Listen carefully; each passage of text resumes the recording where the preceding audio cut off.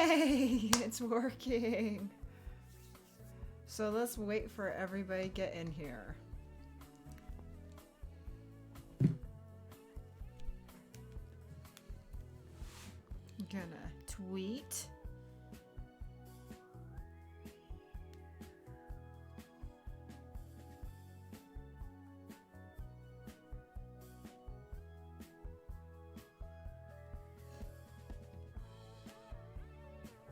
Alright. Let's see. Just waiting for people to join if they'd like.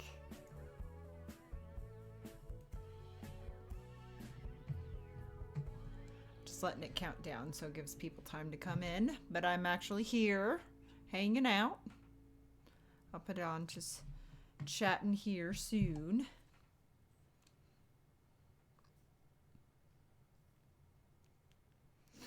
Ooh. How's that music? How's that music hitting everybody? Hopefully pretty well. Not too loud, not too quiet.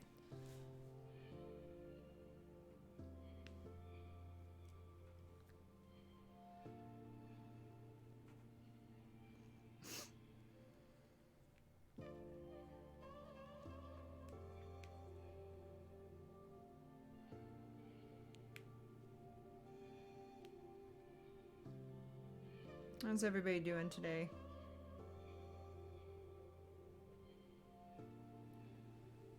Had to, I was having some super lag, and I see why, like, I was like, oh, cool, I had some people join already, and then everybody left, and I was like, why did they leave?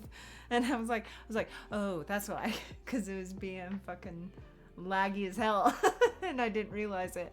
My bad. Because usually what I do on my 10 minutes is I go get coffee, go get drinks, go get the dog settled, go get the cat settled. So I don't have too many interruptions.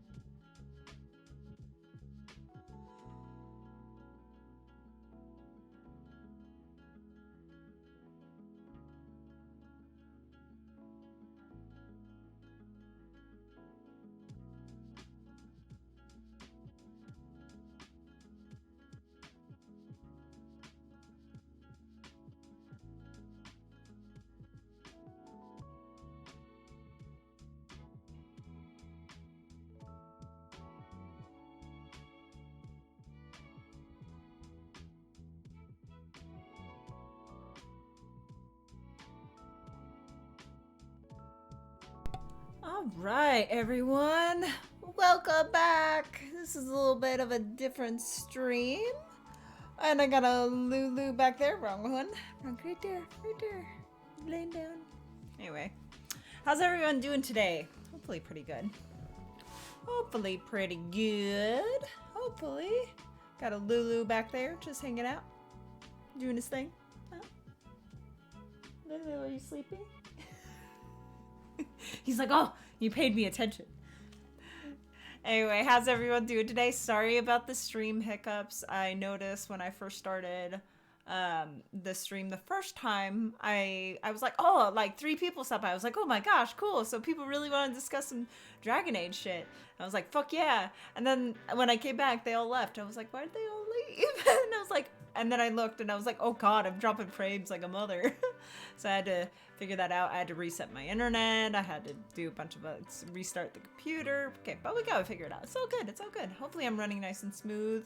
Hopefully the music is pretty good. Just a little bit quiet. Just some background noise so it's not freaking silent as crickets. All right, so we have on the agenda today that we are going to be discussing Dragon Age in general. So if I am going to, that's what I was going to do is before everybody came in, is I am actually going to be putting some more text on a here. I'm gonna put it like way down here. It'd be like Dragon Age spoilers. Okay.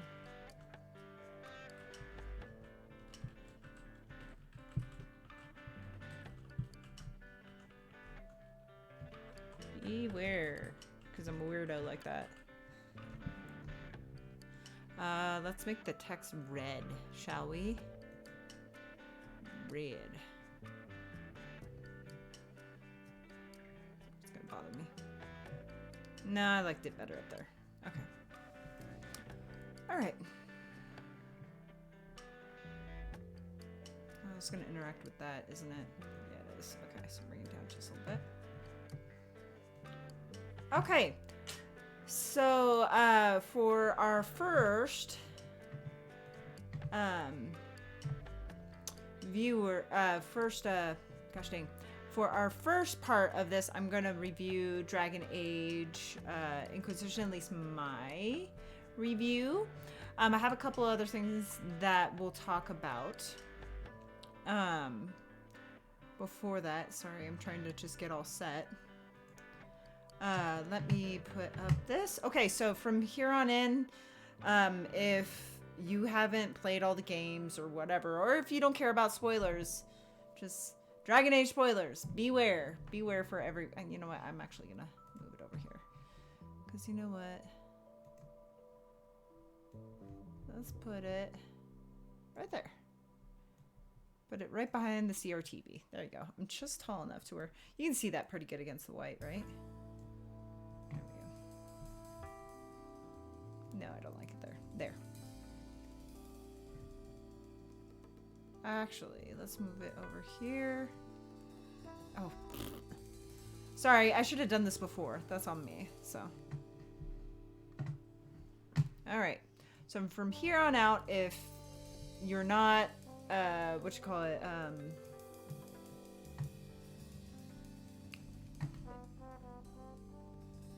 if you're not wanting to see any spoilers or anything, please move on.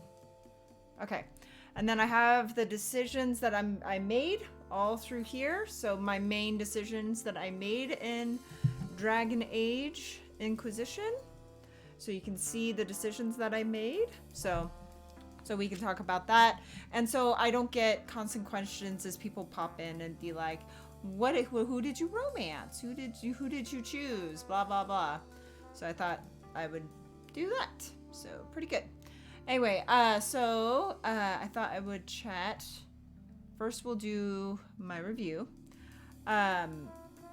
So I think Origins is still my favorite favorite of all the games just because of the sheer, like, I don't know, Origins just felt a lot darker to me, though I think Inquisition was, it's super, like, they took Origins, the basis of Origins, and then they just exploded it. They were like, okay, you wanted an expansion of the world?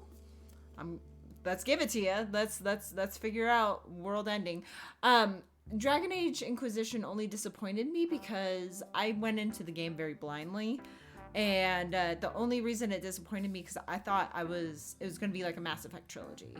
I thought I was going to get all the answers that I was supposed to get at a 3. Because a 3 with BioWare is usually game ender.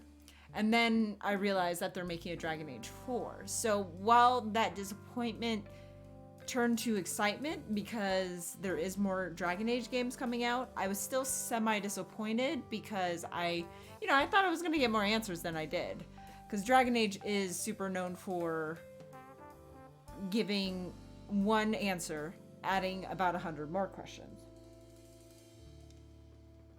So, I knew there was the I did spoil myself a little bit by looking at, like, Twitter and looking at the internet, and I did see that I saw an image of Solus stabbing the player character through the back, and I was just like, oh my gosh, does he actually, like, kill us in the end? So I did get that slightly spoiled for myself, and I was just like, but I also heard that a number of the other characters could betray you.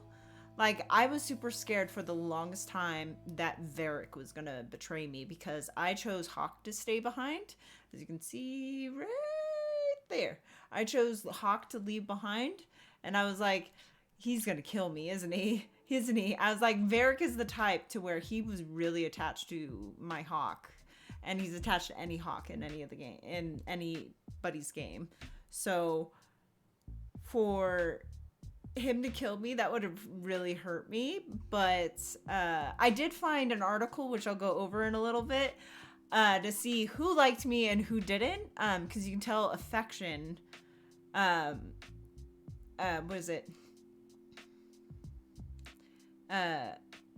The party members' affection through their greetings. So I talked to the characters enough to where I can remember who liked me, who didn't like me, and I'll go over that in a little bit. But Dragon Age Inquisition, I will say, I'm not really a replayer. I don't replay my video games a lot. I don't. Actually, Mass Effect, I've only actually played through only once. And because I was so satisfied with my playthrough, I've only played it once. I've only played all the games through once. So I'm super, like, this is a new feeling for me that I want to go back and play Origins again. I want to go back through all 3 games, spend all that time again, and play through them again to see what other choices I can make out there. I know I actually asked with the end credit scene with Solus, with the first end credit scene with Solus and Flemeth, or Mythal, that I was like, I asked my friend, I asked my friends, I like literally finished my stream.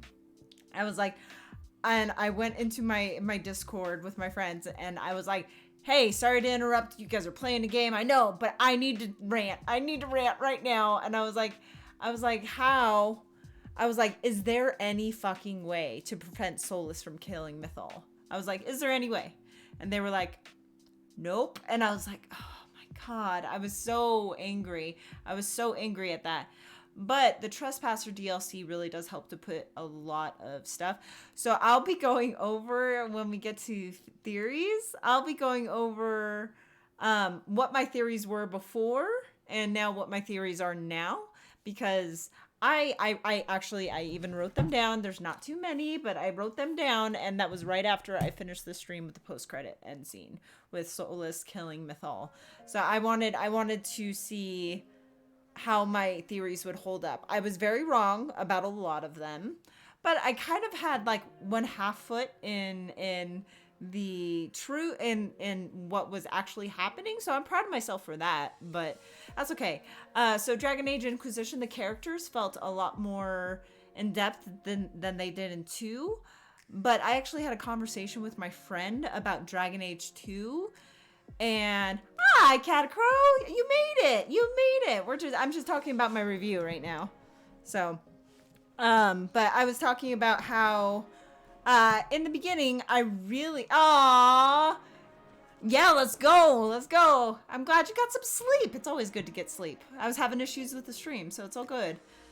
I was talking about how I didn't really like Dragon Age 2 when I first finished it, and I felt like the repeatable maps were super, like, took me out of game immersion and everything. But my good friend, who he's a big old, he calls himself a Dragon Age 2, what do you call it? He's a fan of Dragon Age 2. But he's like, he's an apologist. That's what he is. He's a Dragon Age 2 apologist. And he brought a perspective to me about Dragon Age 2 that I was like, oh my gosh, my mind is blown. Okay, so the premise of Dragon Age 2, right, is that Varric is telling Cassandra everything that happened, right? So the whole freaking game is like a Princess Bride situation, right? It is a story within a story, right? So if you think about it, so you're going to a cave, so you can hear Varric telling the story, and Varric's probably like, yeah, so we went to a cave to go kill this guy. Of course there wouldn't be that much detail. Of course the maps would repeat, because he's telling a story, and that's not the important parts of the story. Important parts of the story are the well-detailed parts, which is talking to characters, doing the missions of what happened.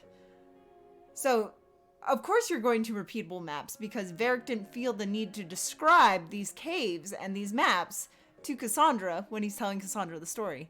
And I was like, oh my god. I was like, what is that what they really plan to do? Because that I can live with. That I can 100% live with Dragon Age 2. Is that he is putting detail into his character interactions. Yeah. So and be like, let me describe this room to you. Let me describe this cave to you. Oh, this cave was super different. Cassandra would beat his fucking ass and just be like, nah, dude, shut up. Get to the good part of the story. Come on, let's go. So it's like that made, because that was my biggest problem with Dragon Age 2. That I was like, yes, that's also what I agree with. Is that's what I always said, even if I didn't like some of the aspects of Dragon Age 2. I was like, I see now playing Inquisition, I see why Dragon Age 2 had to be there. Yeah. And why it had to be there. It had to be there to bridge everything. So yeah, so it definitely had a place there. I never saw Dragon Age 2 as a skippable game, as I know some people do, and I never super hated it. But my friend, when he brought that to my perspective, I was like, oh, that fucking explains everything. I mean, I'm sure the game developers were like partially lazy, but really? Oh, yeah, see, I didn't either. So that's going into like what I plan on 2 personal playthroughs already. I'm like planning, because I'm OCD like that. I'm already planning 2 extra playthroughs of the Dragon Age games. So that I'll have 3 going into 4. Who knows if I'll even get that done? I'm an adult. I work 50 hours a week, so who knows if I'll get it done. Flemeth, I did not like her in Origins the first playthrough. And so, but in my second playthrough, I totally want to be like, I'm not going to kill Flemeth. I'm sorry. Yeah, no, the way she was nudging, like, Dragon Age 2, the beginning makes so much more sense now. She knew what Hawk was, like what kind of effect he was going to have on the world, so she had to save his specific family, like, their specific family, whoever you choose. But, yeah, it's super interesting, and how she saved the Grey Wardens in the beginning of Origin. It was very crazy. It was very crazy. See, she's very necessary. Very necessary. Oh boy. I'm listening, I promise. But yeah, I just Dragon Age Inquisition, I really enjoyed. I wish the maps, I think my biggest gripe with Dragon Age Inquisition was the maps, that there was no set boundaries. Just give me a set boundary to explore and I'm cool.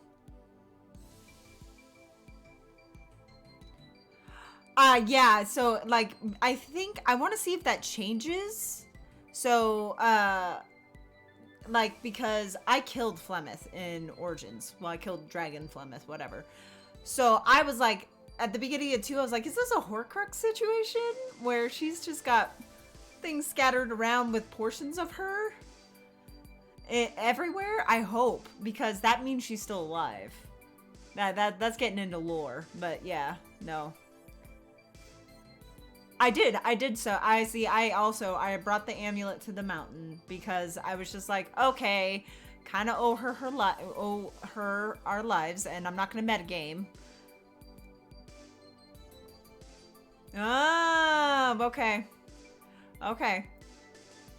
That's one of the few dragons we haven't seen yet, right? One of the old gods, Uthanera. Oh, okay. Okay. Okay. Interesting. That'll be I like, see, this is why I actually want to play through the games all over again and just be like, now that I have hindsight. So we'll see. She probably was. I don't doubt it, because so my plan today was to watch some lore videos here on stream, but after doing some research, I kind of get it too. We won't be watching any lore videos because that is another person's content and I don't want to take that away from them. And I definitely did not have a chance to ask for permission to watch these. So yeah, I'm gonna watch the trailers. I will watch the trailers. We can definitely watch the trailers. Yeah, we can watch the trailers now. That's fine. Because I have them all up. I think there's 2, right? There's 2 trailers. So I have the 2018 and then the 2020, correct? I think that's all I saw. That's all I saw that was official content on the Dragon Age. That's where I went, was the official Dragon Age YouTube, so that I can be as legit as 100% possible. Yeah, we can watch the trailers. I'm totally down to watch the trailers. All right. Okay, yeah, okay, so, and then there is the behind the scenes. Okay, so I wasn't sure if that one, because I didn't see the I didn't see that on Dragon Age's official YouTube, so I did not add that one. So let me get there. I can get the behind the scenes one. Where is it? Excuse me. Dragon Age 4 behind the scenes trailer. Okay. Apparently I watched it somehow and I don't remember. Oh, I must have played when I was doing something else and I didn't hear it. Okay. All right. So I'll do this. Boop doop boop. Okay. So I did watch a bunch of lore videos and stuff like that. So we're gonna turn this up a little bit. How's the volume? How's the volume on the stream? So was it pretty quiet?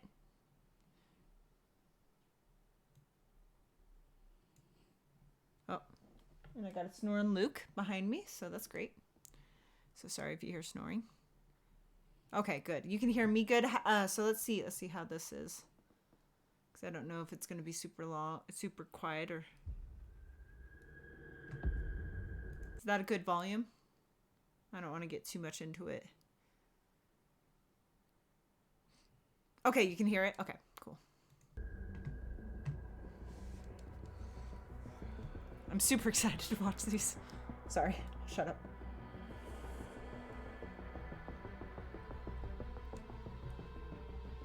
Okay, that's a skull.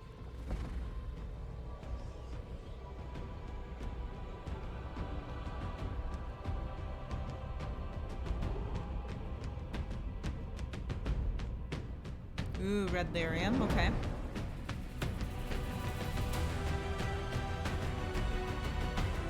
Oh, it's soulless, okay. So, found me at last. Oh. I suspect you have questions. Okay, that was from Dragon Age Inquisition. That was it. That was fucking it. Oh, fucking shit. Fucking shit. Motherfuckers. God damn it. I know. That was Dragon Age 4. No, I was saying that was like right on his line. Yeah, no, his voice is definitely different. Yeah, I know. So we'll see. His voice was definitely different. All right. Go into this one. All right. This is the 2020 one. This is last year's. Yeah, no, I definitely heard how his voice changed. I've faced tyrants and would-be gods. Seen friends Eric. lose life and limb. But there's always someone bent on breaking the world. Yeah, that's true.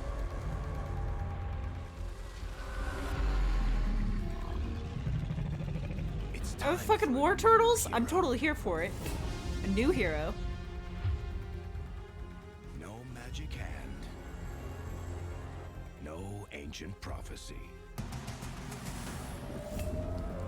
The kind of person they'll never see coming. We've got your back. I've got your back. Demons, dragons, darkspawn. Even the Dreadwolf. Oh, shit.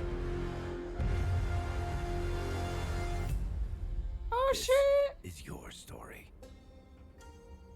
Oh, it is to Vinter. Okay. Okay. Okay. No, wait. I really want to just watch that one again. To listen to Varric. I faced tyrants and would-be gods. Yeah. Seen friends lose life and limb. But there's always someone bent on breaking the world.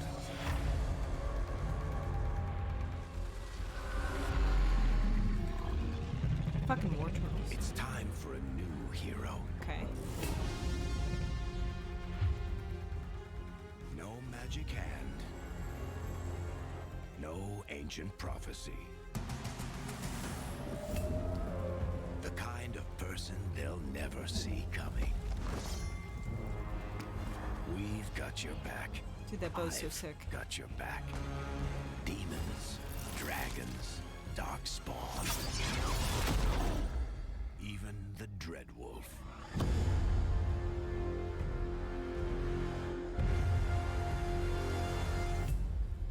This is your story. Interesting. Okay.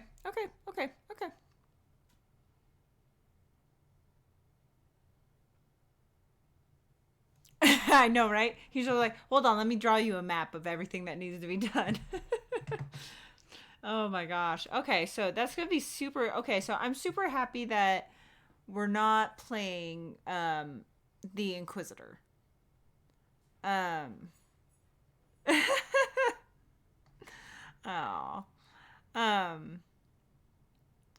So it'll be super interesting. There's still a lot that we don't know. All right, we'll watch this one. Because I don't want to watch too many YouTube videos. 6 years ago, we were on the stage with you at the 2014 Game Awards, accepting the Game of the Year for Dragon Age Inquisition. And since then, Hi, we've Leia. been imagining new ways to use next-generation technology to What are you bring doing? the world and characters of Dragon Age to life. We're still in early production, but we thought it was time to give What are you you the very doing? first look at how BioWare's My passionate dog is team just of looking around in the corner. developers Sorry. are crafting this very special game.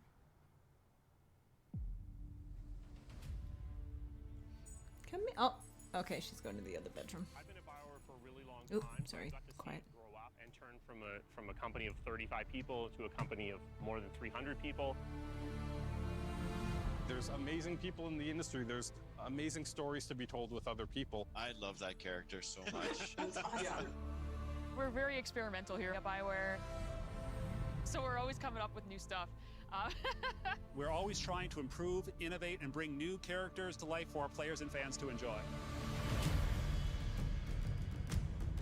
Oh my god. The world of Dragon Age really has got it all. Oh no, not underwater. Please God, no. Frontier stories, it's got mystery, it's got hard-boiled detective stories. Yes, because And Varric's of in course, it. it's all wrapped up in kind of a fantasy setting. You really feel like you're the hero in the Dragon Age world and you're saving people. Dragon Age to me is a wonderful world to play in. Mm-hmm. I would agree with I that. am You're really the writer. excited about the future of Dragon Age. No, no, This not is that an song. original world, Feels. original flora, original wildlife, original architecture. That makes it fun to explore and discover.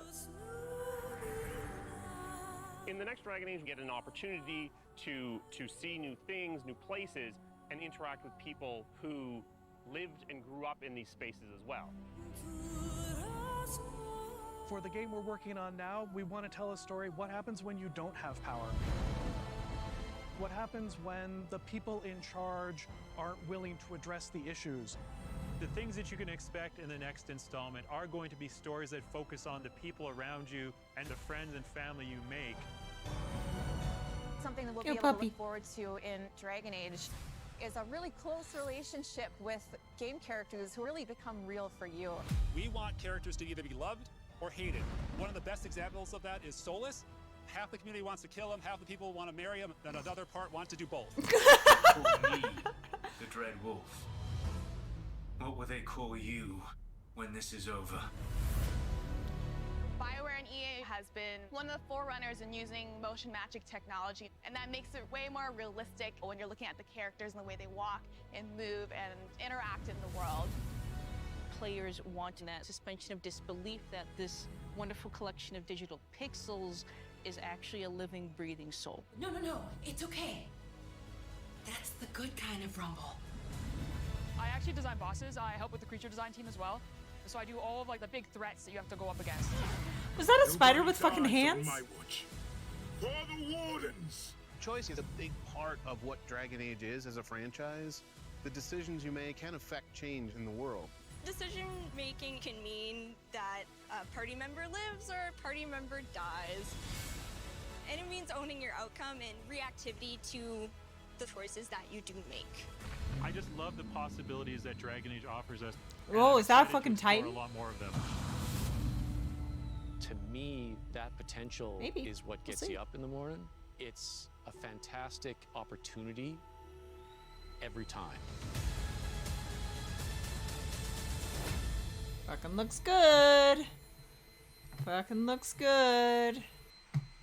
Oh, and my goddamn vacuum. Sorry, one sec. Be right back. Ow, here. Vacuum. What are you doing? Get your booty back to your charging station, too. Emma. Back on the charging station.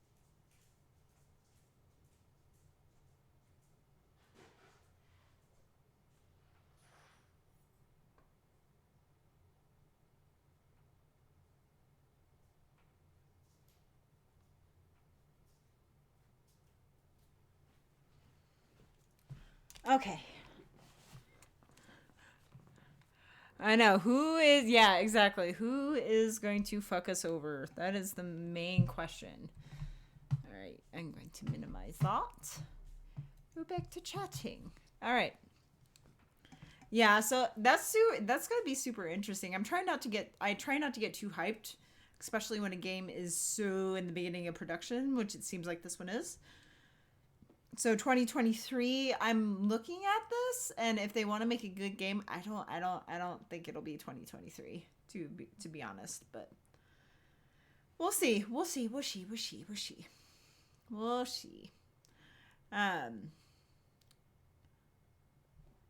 Let's see.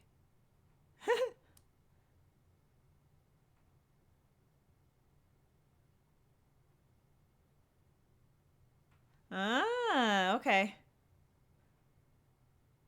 Nice. Okay. Oh, did they? Okay. I always forget how old Dragon Age Inquisition is. So we'll see. Like I said, I try not to get too hyped about it because I don't want to be disappointed. I hate that. I would rather be like, oh, okay. If it's not done, then that's okay. That's all right. I'll deal with it. So, I actually do want to read the books. I do want to read the books because I was looking. I actually have this up, actually. Where is it? That one. Because I have one of the timelines up. I know you can barely see it, but it's got all the motion comics, the novels, the comics, all the good stuff on here. So, because I actually looked this up just to be like, when was the last Blight in consideration? So here's Origins, like right here, and then here is Dragon Age Inquisition, and I was like, oh, okay, so it's only been about 10 years since the Blight. So, because in the playthrough that I finished on here, my warden dies. My warden dies. Oh yeah, I'm sure. Yeah. No. So but like I just said, Dragon Age Inquisition, I actually really enjoyed it. It was a pretty good. It was a pretty good expansion on the game series. I thought it was gonna be. Yeah, no, I did because I did not want to sacrifice anybody in my party to. So I was just like, I'll just sacrifice myself, and then, you know, in Awakenings, my warden magically comes alive. So, but I was really happy with that ending. For the most part, I wasn't happy with King Alistair being king by himself, but that's what I have my other 2 planned playthroughs for that I'm gonna do personally, because, you know, because that's how I'm gonna be. I was gonna go over my character, since we're talking about Dragon Age Inquisition. I was gonna go over my character's nice. Aw, that's cute. We're going to talk my character affection, because I found an article on here to see who liked me and who didn't. Like, to tell by the affection where I saved it. Where did I save it? Bookmarks. No? Not here. I don't know. Where'd it go? Oh, son of a nugget. Really? Yeah? Mm-hmm.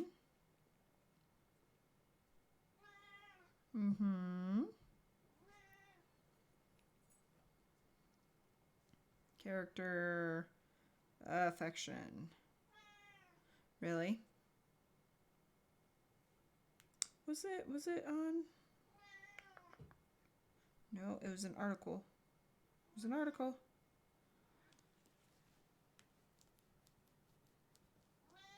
Really?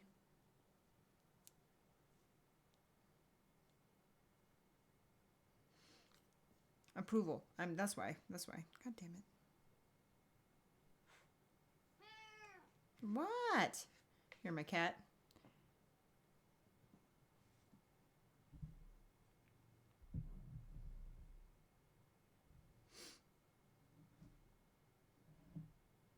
Okay. No.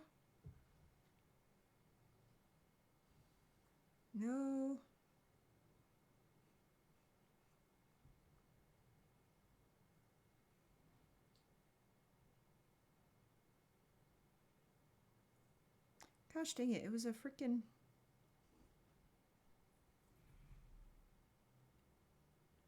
It's gonna bother me now. Now I can't find it on my freaking phone, and I had it this morning, and it's making me angry. Dragon Age Inquisition. Ooh. Response approval.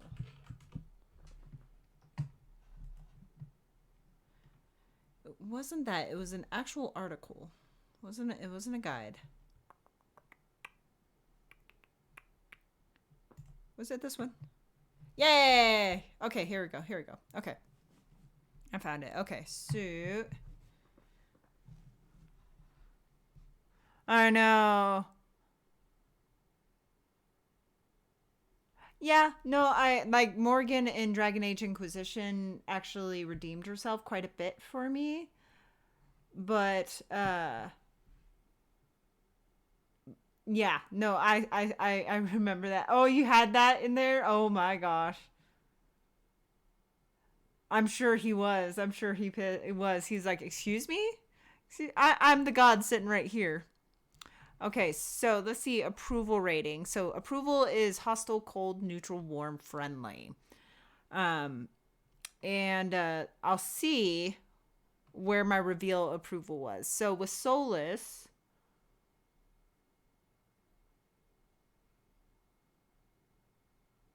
I think I actually got special with him because he called me Lethalon a couple of times. But I definitely did get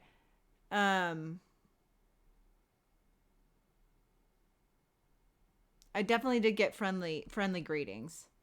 I got my friend, how can I help? I remember I got those. And I think he did call me Lethalon a couple of times. So I got pretty high with Solus. I got friendly with Varric. I for sure did because he says, need something or are you just here to admire the dwarf? So I got friendly with Varric. That's why I think he didn't kill me. So that's great. Cassandra. Let's see. Cassandra I also got friendly with because it's good to see you. I remember she said that to me a couple of times. That's friendly. Sarah.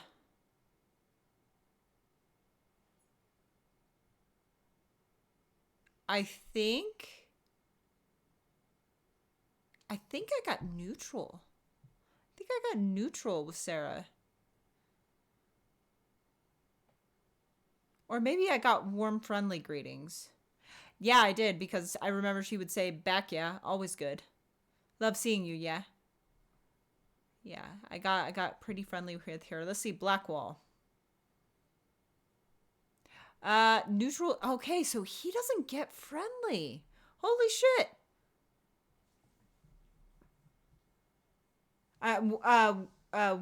What I told Solus after completing the temple, or like, what I said. I think I said something along the lines, if I remember correctly. I'd have to go back and watch the video. I said, after completing the Temple of Mythal quest, I believe I said something pretty neutral. Because, or no, actually, I was super pissed. So I probably said something really piss potty. So I don't remember exactly what I said because I was super pissed at the time. And I was like, I think I said something along the lines like he betrayed us and stuff. And we needed to. I think that I said we were gonna go after him. Because after the Temple of Mythal quest, that is when you learn about Mythal and you come back. And oh no, and that's when Solus is like, I'm gonna leave. And then I was like, well, if that's what you need to do, okay. Because then after that, then there's the credit scene. And then I was like, what the fuck? So. I said I was going to lay down my swords. I had always planned for the Inquisition to end after we defeated Corypheus's. I said one step at a time. I said the neutral. I said the neutral choice. That's what it was. Sorry. We'll see. Because I was like, yeah, I'm sure if you say I will restore what was, I'm sure that's a big old red flag for Solus. And I'm sure he likes the I will rely on my friends. I'm sure he was probably like, well, time to go. All right, let's see. Can I help you? All right, so let's see. Really? Hi. What do you want? You being a kitten? Yeah. Yep, you probably did. What? How can I help you? I have my controller in your spot. I'm sorry. Come on. Come on. Whoa, you almost fell. Good job. All right, Revan's here. Revan is here. Say hi. All right. All right, anyway, let's see. Blackwall. Blackwall doesn't have a friendly greeting. This is super interesting. He either has hostile, cold, neutral, friendly, or romance. That's it. That's all. And so I did get the neutral, friendly greetings. I got at your service. Yes, something on your mind, or I'm here kind of thing. Vivian. Really? Okay, and then Vivian is the most open companion of the group, having different greetings for all 5 approval levels. Holy shit. I did get hostile with her, apparently, at one point in the playthrough, because I remember she said, "Oh, darling, you look terrible," and I was like, why are you saying that to me?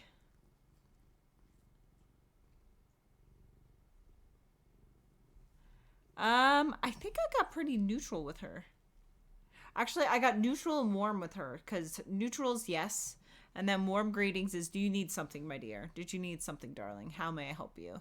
I think I got warm with her. I didn't get friendly with her. Thank you. She's a dork. Revan, say hi. Say hi. I have a bed. I literally have her bed right here, sitting right here, so she can just sit and knead like she's doing right now. Huh. Yeah. Yeah. All right. She'll stay here for, I know, she'll stay here for about 20 minutes before she'll move on, and she'll be like, nah, I don't want to lay here anymore.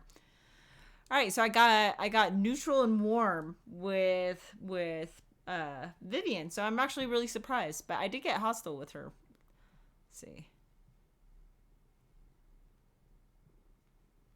I got warm friendly with Iron Bull. Nice talking with you, boss. And I got, hey, you need me? How you doing? Hey, boss, how are you? I got cat hair right on my nose ring. I feel it. Why are you shedding? All right, Dorian.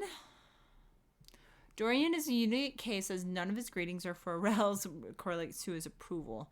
Instead of his approval is so low that he has colder, hostile feelings towards the Inquisitor. In conversations, players will have access to special dialogue. Why are you really here? Interesting. Even if Dorian becomes upset enough to leave during the main campaign, he will always return for Trespasser. Huh. Okay. Cole is a bit unpredictable. He always has a handful of greetings.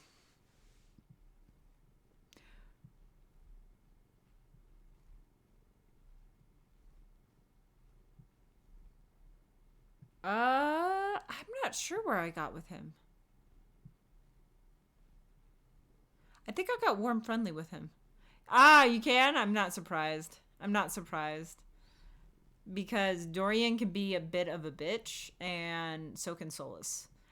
When I first met both of them, you can go back to my playthrough on YouTube, and I did not like either one of them. I was like, Solus, you're kind of a bit of an arrogant asshole. And then Dorian, I was like, oh my God. I was like, he was the one I thought I was going to romance. And I didn't know too much about Dorian. I was just going off of, he's cute. That's it. And then the minute I met him, I was like, probably gay. Probably gay. Nothing wrong with that. Nothing wrong with that. I think he's actually bi, because BioWare makes most of their romance options bi. But I was like, and he was so self-centered that I was like, I don't, like, the pillow talk would be you talking about yourself and how good of a job you did. So, I'm good. So. Well, that's because Solus has to stay, because you have the anchor in your hand, and now he needs you to deal with Corypheus. So, big scary god needs an elf or a human to deal with his big problems. Ooh. Sorry, that's my sarcasm for Solus coming out to be like, dude, I think it's super interesting that anyway, sorry, no, let's go back to Cole. Sorry. Okay. Last thing is, I actually think, excuse you. Where are you going? Thank you. No. He was awake for a year. He was awake for a year. No, no, no. He doesn't get an excuse. He's immortal. He's immortal. He should be like, it'll be fine. Nah, I'm not. Don't make excuses for him. Don't make excuses for him. He dug his own grave, and now he's sitting in it. So he's making his own decisions now. He's got to live with them just like we have to. So, especially because how old is he? How old is he? He is millennia years old. No, you can't fix him. No, you can't fix him. He is an immortal being. I have read enough vampire, like god, mythical, all kinds of books to know when you're dealing with an immortal, you are dealing with a whole level of a next level of emotions and situations. So like when we get pissed off, we have a level of petty, right? Where we're just like, we need to fucking get back at the people we need to get back at, right? Immortals bring it high. They bring their petty level sky high. They have a lack of morality. They have a lack of morality. They have a lack of responsibility for their actions because they are immortal and they see, and it's just like us seeing animals. So think about it. That's a great metaphor, actually. So dogs see us as the ancient elves because we live for way longer and their lives are incredibly short, right? So they see us as immortal elves. And we see animals as being below us. That's exactly what Solus thinks of all the races of Thedas. 100%. Even the elves, even his spies that he has, he sees them as a means to an end. Their lives do not matter to him. Their lifespans do not matter to him. All that matters is him bringing back the world that he wants. No matter what, no matter the consequences, no matter how many that touches. Because as an immortal, he's playing on a whole different realm of decision making. He is playing on a whole different realm of perspective than we are. So that is why I did choose to be like, hey, we're going to try to save Solus. We're going to try. But I chose that because sure, I would love to try to save Solus so that we can figure out a way to come about this, nicely, come back to this decision as nicely as possible so that both worlds can survive. However, if that doesn't work, I am okay with killing him because it's one of those things like where you can only do so much with an immortal. You can only push an immortal so far before they'll be like, nope, you're not agreeing with my plans, and they're incredibly selfish creatures. You can't pretend that they're not. I know. As much as we all like to change other people, it's pretty hard changing a human and their behavior. Imagine how hard it is to change somebody who's been around for millennia. Yeah.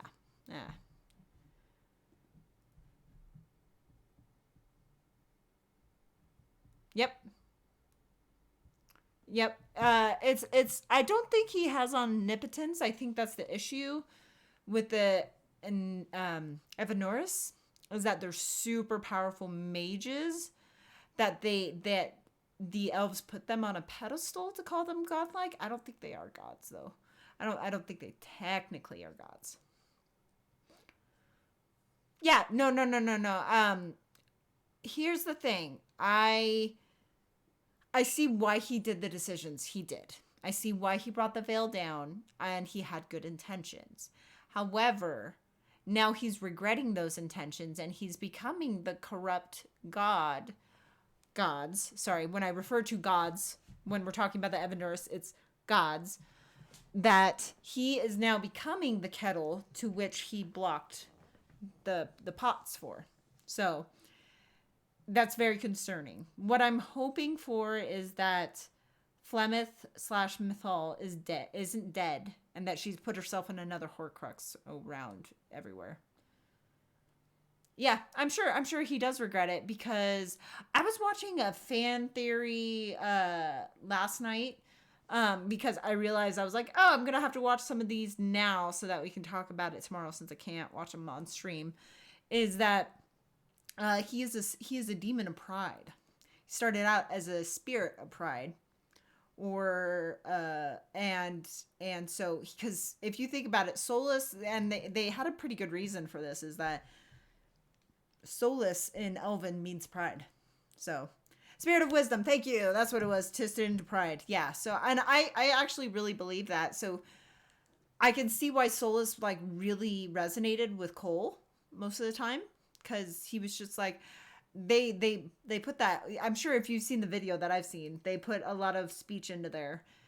Yeah, exactly. That that Solus would comment. He comments on. I'm sorry, Cole comments on Solus's regret and his jealousy towards Cole, and for him being a spirit of compassion. And he was like, don't be jealous, and I was just like, oh my gosh. So so we're getting a lot of the Veil and a lot of the Elvish history explained, which is great. I'm super happy about it. I really wanted answers about this since like Origins, because I was like, man. So, because if you start as a Dalish in Origins, you go to a Temple of Mythal. I recognize those statues, and now that I know that those are statues of Mythal, you go to a Temple of Mythal in Origins, and you get the corrupted Alluvian, etc., etc. So that's why I love my playthrough. Yeah. Yep. Solus definitely has a very sad story, but here's the thing, and he probably has a pretty sad origin story. Here's the problem with being as old as he is. He probably doesn't remember too much of it, unless we're applying that these entities have better memory than we do. Yeah. Yep, it's there's a lot of lore in Dragon Age, and I really there's the details are there if you want to look for them. But here's the problem, is that Solus probably has a lot of memories that have been fogged over just due to time, especially if he's sleeping for millennia. I'm not sure how Dragon Age is going to deal with that, and that's something kind of like idiosyncratic is like, oh, are they going to cover that, or is he just going to remember everything? But yeah, I know. Yeah, it's going to be interesting. So is it only an Evanuris that can kill another Evanuris? That'll be the interesting thing. Or will we be able to, as the player character, be able to kill an Evanuris? She might be. She might be the big bad. I don't think so. I think she actually is probably one of the most legit godlike beings ever, because she has a duality to her, and she's never pretended she doesn't have a duality. Whereas most of the other gods pretended that they were godlike and that they were gods all the time. She just always was just like, hey, I'm going to protect my people. And I am the goddess of justice, right? And she also was seen as the goddess of vengeance. So she never pretended not to have flaws and everything. That's what I really appreciate about Mythal. Is she was always like, yes, I will protect my people, but I ain't afraid to fuck people up. So she was vengeance and she was justice in the same. She was, because most gods do have a duality to them, and she was the most that matched that. We don't know too much about the other Evanuris. At least we know the names. We know what they were god of, and yeah. Oh yeah, no. I think Mythal, is another one of those spirits. But what's interesting to me is that the justice spirit that was inside Anders, it did eventually burn itself out. But when you're playing Awakenings, that the spirit of justice goes through that body like crazy fast. So maybe it's because it wasn't a mage. Maybe. So they need a mage body, which makes sense about the whole Morgan thing. Like, Flemeth needs bodies. So. Maybe. Actually, I wouldn't doubt that. I wouldn't doubt that at all. That if, again, you're dealing with a mortal consciousness, and they ain't afraid to use people for their own gains, 100%. They ain't afraid to use people. They're not afraid to kill people. It's all about forwarding their own agenda. So even though I really like Mythal, I'm not going to trust her as much as I'm not going to trust her even as far as I could throw her. But she has shown a couple instances where what Flemeth said, aka Mythal, she said, I have only nudged history when necessary. That is what I like about Mythal. Is she has always been like, I have only nudged history when I had to. I have left everything alone otherwise. So that's what I find interesting about, no. And Solus is the only one that's been like, hey, I have this giant plan to kill the world, to bring back the elves. So my question is, since now, at one point in time, both the Veil and the real world were one. So when he brought the Veil down, it destroyed the Fade, right? So why would bringing the Veil down destroy our world? I know it started, and you can see the effects when the breach was there, that it was starting to fuck with our world. And it probably would. But I guess there should be a way to rejoin the two worlds without fucking both over. I guess that's basically the thing that I'm like, do we like is there a way not to destroy both worlds? It would be. That's what I'm saying. Because there should be a way to rejoin the two worlds. Okay. So be like, I don't know. That's a big world question, and I don't think we know everything about what the decision's going to be. So, I mean, we'll see. That's true, but they've lost their connection to the Fade. And speaking of, like, their connection, like, the whole thing about dwarves being the children of Titans is super interesting to me, because now that the Titans... It's really explained really well, and it didn't really occur to me until, what's her name? Briella? No, not Briella.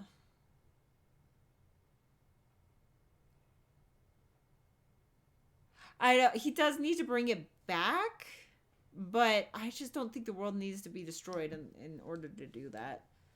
I'd love to see what happens if the the Veil's brought down. Fuck yeah, I would love to see that. That would change everything. But that's probably like game series ending right there. So I would agree with that, but I do think that the archdemons are the forbidden ones. Or I'm sorry, the archdemons are the old gods. The forbidden ones are the ones that stepped into heaven, right? That's which ones you're talking about. No, what are the forbidden ones? I always forget. Yeah, Titans are definitely awakening. I also really like the theory that the red lyrium is coming from a corrupted Titan. It makes so much sense. And then there's all these theories out there that the elves started a war with the Titans, and then they killed a Titan, but then it became a blighted Titan, and they sealed it off, and that's when they like backed out of the. That's why we're seeing a little bit of the combination of elven runes and dwarven runes. Yes. Yeah. Yeah. No. And so then we're seeing the red lyrium, which is blighted Titan blood, which is super, super interesting. Super interesting. And what is pretty fucking scary. What's the gal that traveled down to the freaking Deep Roads with us, that she now talks to Titans.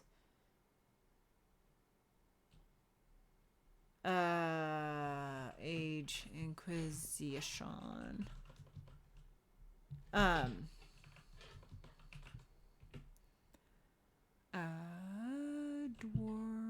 Deep Roads characters. What is it? The Descent. What is her name? Yes, I understand. I want the name. Nuggets. It's not even on here. Mother Trucker. Okay. Shaper Volta. Yeah. So what is scary? What is super scary? So if these Titans are awakening, yeah, Shaper Volta. What is what I'm legit scared about, so these Titans are world shakers, right? So they are in the planet, whatever planet Dragon Age, like, anyway. So the Volta said in the journal entry and she said to us that the Titan was calmed because he had a connection to one of his children. So what fucking happens when all the children, yeah, they are kept asleep because of the veil, and they're also kept asleep because they don't have any connection to their children anymore. Yeah, what is going to happen when these Titans start connecting to the dwarves? That's going to be some scary shit because the Titans are hive minds. They're just like the Darkspawn. So that's why I think the corrupted Titan. This is all in a lore video. I did not come up with this myself. So the corrupted Titan. Hey, thanks for the raid, Super Gamecraft. I still don't have anything crazy for raiding, so I apologize. We're just talking blighted Titans. Hi, what are you doing?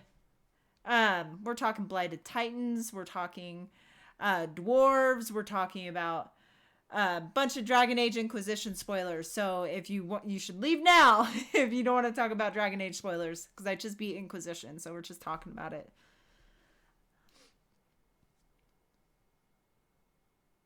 Oh, well, that's awesome. You go to the Velvet Room, do some persona crap. Okay, good. Okay. We were just talking about, like, I was talking about how I'm fucking scared if the Titans from the Titan DLC, like, if they start getting connection to their children and the Titans start getting the hive mind growing up again, it's gonna be some scary shit. We're not gonna just have to worry about a freaking Darkspawn. We're gonna have to worry about these dwarves. Yeah, it's and then this blighted Titan. Oh gosh, yeah. It's gonna be scary shit. I actually think the Titans will be saved because their connection will be reestablished with the Titans, and they'll just be like, well, hey, I got my children back. Like, because if you think about it, the dwarves have their Paragon history and everything. They don't really. Is there a creator myth? Is there? Yeah.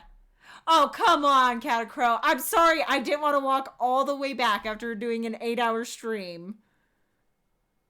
Oh, did he? Okay. That's okay. I'll do it in another playthrough.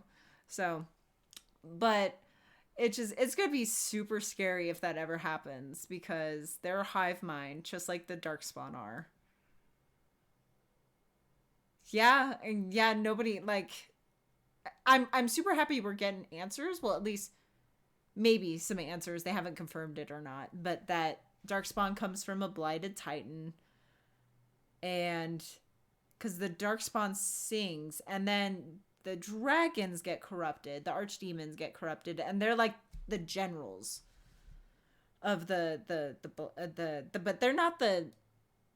It's like how do you end the blight? How do you end the blight? You take down the general, but that's it. But they still keep coming back, so you're not killing the head of the snake, kind of thing. Yeah, those are those. There's only. It's interesting. How does Andraste and the Maker fit into all this? Was there a Golden City? Did it get corrupted? Or was that city always there? Did the corruption happen when the veil was brought down? It's just, I don't know how Andraste kind of fits into there. Was Andraste just a really good person that did a lot for her people? I don't know. Because Andraste did do a lot for the world. What's up with her ashes? Like, do they actually healed somebody in Origins?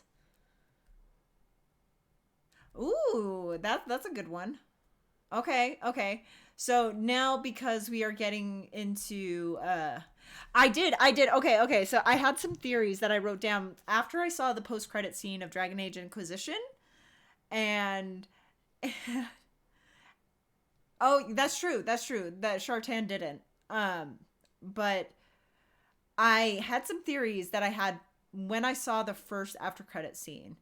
So these are not incorrect at all, but I do have some theories that I had that I think will be funny to share at the very least. So I actually wrote them down after I streamed so that I would be like, I'm going to write these down so I don't forget. Because I said, okay, so this was one of my theories. It's completely wrong, but I was actually kind of right. I had my foot in the truth a little bit, but it was not correct at all. So I was like, Fen Haral bound the gods to human form or to a dragon form. That's why some sleep and get corrupted. And I was like, that might be true. And that's why the gods were separated. That's why they couldn't communicate with their followers, etc., etc., etc. Definitely wrong. However, because he brought down the veil instead of bringing them to human form. But, because I saw Mythal change into a dragon. So I was like, okay, so maybe they are the old archdemons. There is. I think what they had, I saw a theory on this was that there's 7 forbidden gods and 7 elven gods. And they think there's a crossover between those two. But another one of my theories was speaking Darkspawn, because we didn't see much about that in this whole game. But I think speaking Darkspawn are part of the team that went to the Golden City and corrupted it. But I don't know for sure. I'd actually like to replay Origins and see the mission with the talking Darkspawn again and be like, how's that gonna go? I don't know how that's gonna go. So we'll see. And that is I didn't realize I have a dog butt. Oh, it's a Leia dog butt. Okay, anyway. Oh, and then my other theory was, so this was, like I said, right after the post-credit city, is elves discovered their gods weren't gods anymore. So that was why they had civil war. So I thought that was super interesting. I was kind of right, kind of not. So, but it was fun that I was like, I'm gonna write down these theories and then we'll see if I'm right. It was like 20% right. And I was okay with that. I did watch the lore video with Sandal because I have been wanting to watch that since Origins. Because if the Origins scene where Sandal is just standing there and he's like, enchantment at the end of the game, and you're like, you're surrounded by Darkspawn bodies and you're covered in blood, and where is your dad? You go, I think that was one of the creepiest moments of the game for me in Origins, where I was like, what the fuck is going on? Oh my gosh. Yeah, no, and I was kind of right. I was kind of right with the whole, you know, with the Elven Civil War. But I think that was one of the biggest like reveals that I had with the game, where I was just like, wait, so Tevinter didn't destroy the humans? Tevinter didn't destroy the elves destroyed the elves, which was super, super interesting. I was just like, again, we're going back to the premise that history is written by the victor. So who was left during that time when the elves went down? Tevinter.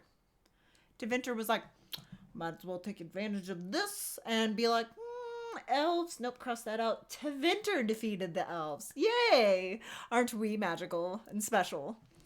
Anyway, but yeah, there's a lot of theories about Sandal out there. Is he another god? Like, so now we're getting into god vessels. Now we're getting into god vessels. Like, who's a god vessel and who's not?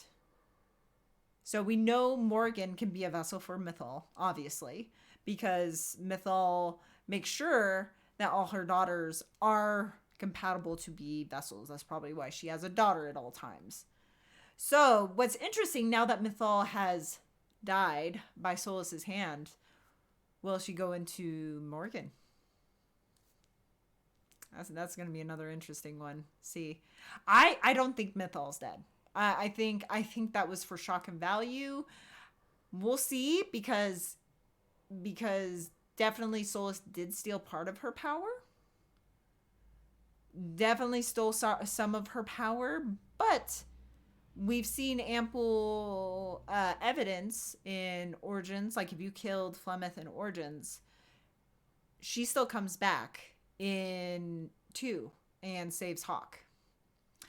Yeah, it's one of those things. Yeah, it's a good question to be like, is Solas going to have to follow the orders of Mythal because he took in some of her power? I don't know. Is that something she planned for? Did she plan for Solas to betray her in the end? If she is the immortal being that I think she is, she probably did cover herself on that. I'm not gonna lie. She probably did. She was like, I expect everyone to betray me. I think of all possibilities, and we'll see. We'll see what happens. So, but yeah, And Sandal, I also think, is probably a god vessel of some sort. I don't know which one. Maybe one of the gods of craft. I don't know. Okay. I could see that. It's just the issue that I have with that is that Mythal was so set on her vengeance. And she is also, she wanted, like, you listen to that rant that Flemeth has in Dragon Age Inquisition, where she's just like, they killed me, I want vengeance. I will help Mythal get vengeance. And it strikes me that she... Yeah, no, I see that. But it strikes me as she would be the kind of person... I could be completely wrong. We're just discussing. Yeah, no, but she's the type of person, I think she'd want to be there to see it. I'm not gonna... I could be completely wrong. She could be completely fine with just being in the afterlife or whatever it is, and being like, yes, I got vengeance. But she strikes me as the person that would want to be there for it. Or at least want to be in, like, alive during it. But I don't know. It's one of those things where it's like, it's true. Yeah, if she was in Solas. See, I know. See, now we're getting, like, super, like, is she still there in Solas? Or did he just take her power? Did he take her soul too? Blah, blah, blah, blah, blah. We'll see. I don't know. But yeah, no, the Titans scare me. It's just... And I heard about the whole thing, not to get political or anything, but I heard the whole thing about Cullen, so Cullen may not be coming back.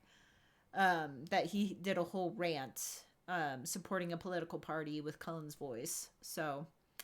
I'm sad. He probably will not be coming back. But I'm also kind of like, I'm okay with that, because I'm totally okay with Cullen retiring with my Inquisitor, because I obviously romance Cullen. Whoop. Except I can do this opposite. I romance Cullen, so I'm totally okay with him retiring. He has done enough. He has actually been in all 3 games.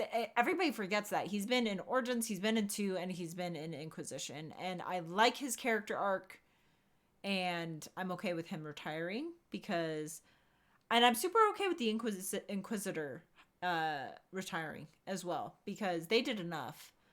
I would maybe... I think I would kind of like what they did with Hawk. And they brought him in... they brought them in for just a little bit and like 1 or 2 missions. Be like, hey, here's your past character. Cool. All right. Let's move on. I'm cool with starting a new character, 100%. Especially if the new Dragon Age is going to be in... Tevinter, right? So it's an area we have not explored yet. So I'm super excited for that. I'm super excited for Tevinter because we've heard all this shite about Tevinter. We've heard all this stuff about how Tevinter is this horrible place, slavery, Magisters' leadership. It'll be interesting because that is what Dragon Age does. They do it really well. They go, hey, you're in the, like, Dragon Age Origin, you're in the perspective of Ferelden. You see Orlais as the bad guys. You see Orlais as the people that are across the border, almost always kind of at war with them, always have strict tensions. They are very, they're the witch in the witch hunt, right? And then you in Dragon Age 2, you're going to Starkhaven, which you hear about in Dragon Age Origins as this place where this is where slavery happened. This is where blah, blah, blah. This is where the bad stuff happened. But you get like, instead of seeing this place where it's like, hey, this is where slavery happened, you get a very Wild Wild West kind of feeling from Starkhaven. They're the guys like, hey, we're in the middle, and we just kind of do what we do. We have a place that's really bad, has a really bad history, and we try to make the best of it. But yeah, no, you get, and then this whole time you're hearing bad stuff still about Orlais and about Tevinter. Then in Dragon Age Inquisition, you're mostly in Orlais. You're also in Ferelden. When you actually, like, by the time I was like the end with dealing with the ambassador Arl Tegan, oh my god, he did not grow up to be like who I thought he was gonna be. Anyway, you kind of look at Ferelden as the country bumpkins, and you're just like, they're just over there hanging out, just being country bumpkins over there. They're the bread bowl, and that's the, and then Orlais, you're seeing this very, very lavish lifestyle. They're very cultural. They're all for everything looking pretty, everything having a facade, everything being about the game. And it's definitely a culture shock, but they're just people too. And you realize, like, hey, this culture is not so different. It's not as bad as I thought it was going to be from all the rumors that we've heard about Orlais. Yes, are they extreme? 100%. Yes. Are they very, very flamboyant? Yes. But there's nothing wrong with that. And now we're going to go to Tevinter, who we've heard nothing but bad things about, even from Dorian.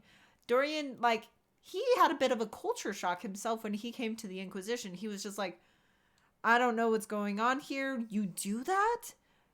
You don't have like things that didn't make sense in his brain. And he had this same kind of culture shock where he was just like, you do that here? I forgot what it was that was like huge. It was like Orlesians wearing masks. That's another big shocker.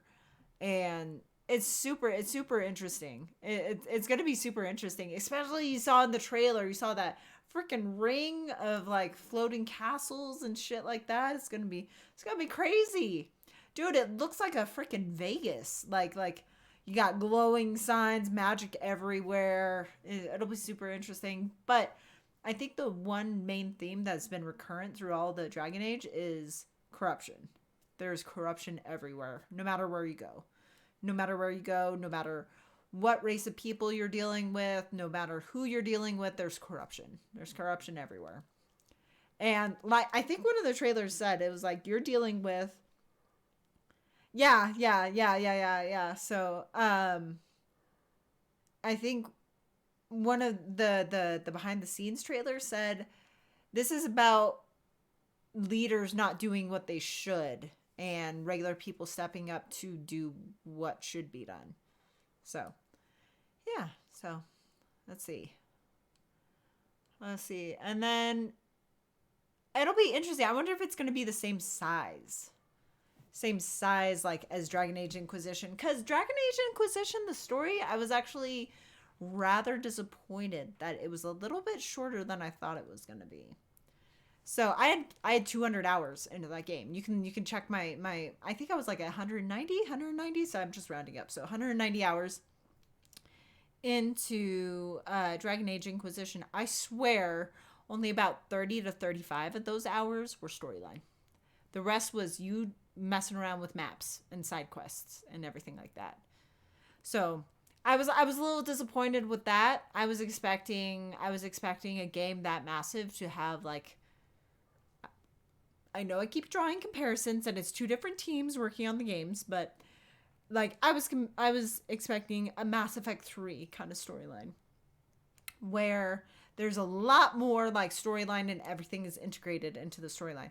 That was true in Inquisition. There was a lot of storylines that integrated into the main storyline, but it was still a little wishy-washy. The connections were loose. So, but oh, I got a snoring dog. She's asleep. Let's see. What else have I been wanting? Oh, I have 2 more personal playthroughs. I'm gonna do them off stream, but the 2 personal playthroughs that I have planned, because like I was saying earlier, is I am not a repeat player of games. I don't even my Mass Effect, I played through the games once. Absolutely love them, but I only played through once because I was happy with the way my playthrough went and I didn't need it again. I didn't need to see it again. With Dragon Age is a whole nother monster in that there's so many decisions and so many different, like your background even affects how you're doing. So this playthrough that I played of Dragon Age Inquisition was that I call it my Dalish playthrough because my Origins playthrough was Dalish. Hawk is Hawk. And then I played Inquisition as Dalish as well. So that's going to be my main storyline. I really like, especially now with the ending of Inquisition, with how elven heavy it is, as it were. I am so happy to continue with my playthrough as my Dalish. So it's like, hopefully we can choose to be a Dalish elf. That's gonna be crazy to be a Dalish elf in Tevinter. Anyway. So the second playthrough I have planned is because Origins was so tough for me to get through because I couldn't romance Alistair. I felt super sad about it because I didn't look up anything to be like, see how I could end up with Alistair.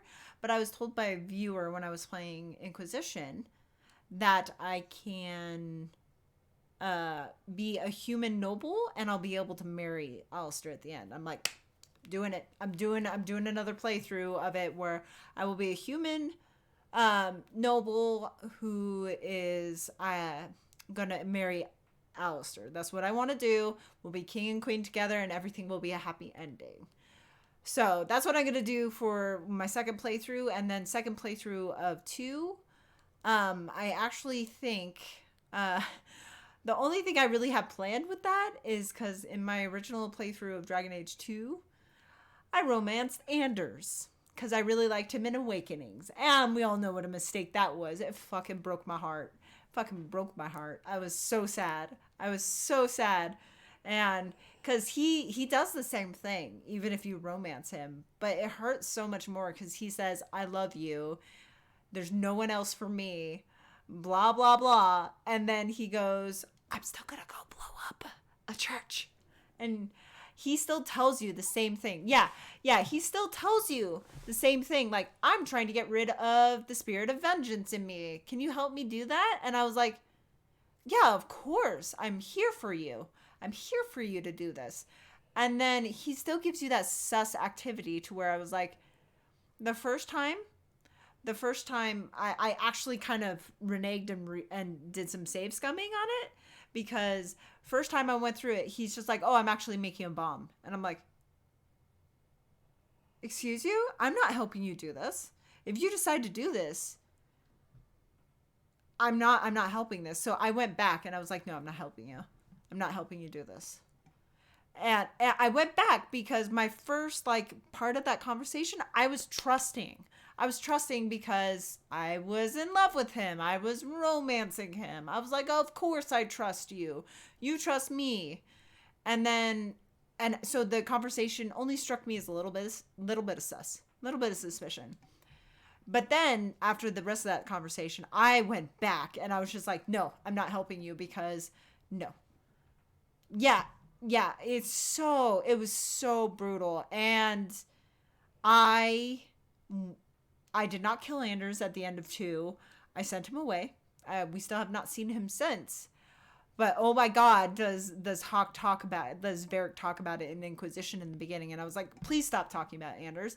I don't want to talk about Anders. He broke my heart. I still don't want to see his fucking face, but I kind of do at the same time because he's that toxic ex. Anyway, so in 2, my first romance option was the Moody Elf. What is the Moody Elf's name? We all know his name. It's it's the wolf's name, isn't it? It's not Fen'Haral. What is his name? Dragon Age 2 elf. Not Meryl. Who else? God damn it. Fenris. So, do you think there actually, yes, do you think there'll be any connection between, no, there won't be, because I'm like, he's the wolf. Anyway, I know, Fenris, I know, so I'm just thinking, I'm like, was there any connection between him and Solus? Probably not. Well, but do I think Fenris, with what I know about him, would he go to Solus's side? Fuck yeah, I would. Yeah, fuck yeah, he would. He'd be like, fuck these people, bye. Even if it kills me, fuck y'all. But I do want to, because I was like, oh, Fenris, you're so hot. Cool. All right, physical attraction, woo.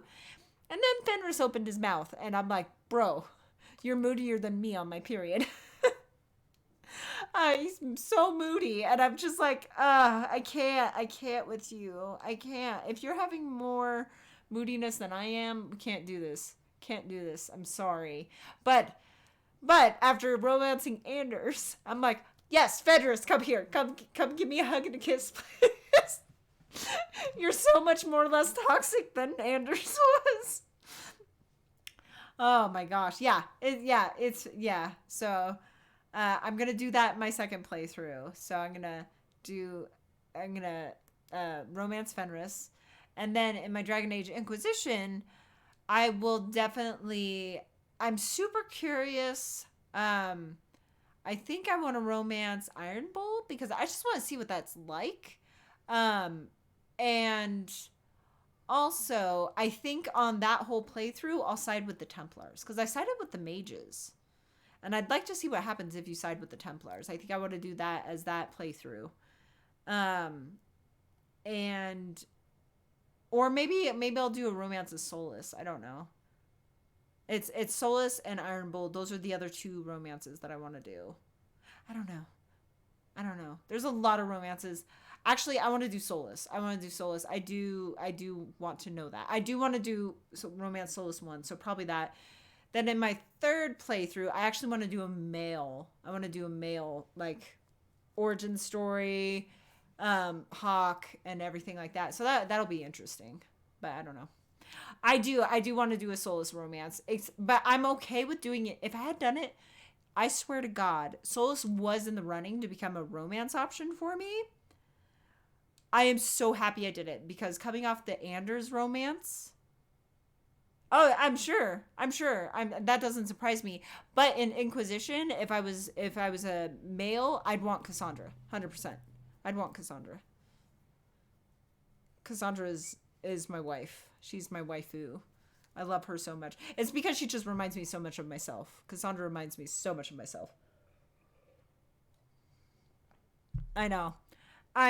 Yeah, Solus would have crushed me coming off the Anders romance, because I literally just beat Dragon Age 2 like 6 months ago. So, because we've been playing Inquisition for like, what, 3 months or so? Something like that? Anyway. So, if I would have come off of Anders' romance in 2 and then chosen Solus in 3, I would have been like, I have the worst taste in men. What is wrong with me? And I would have been questioning my sanity, anything. I'm just so happy I romanced Cullen. At least he was healthy boy for me.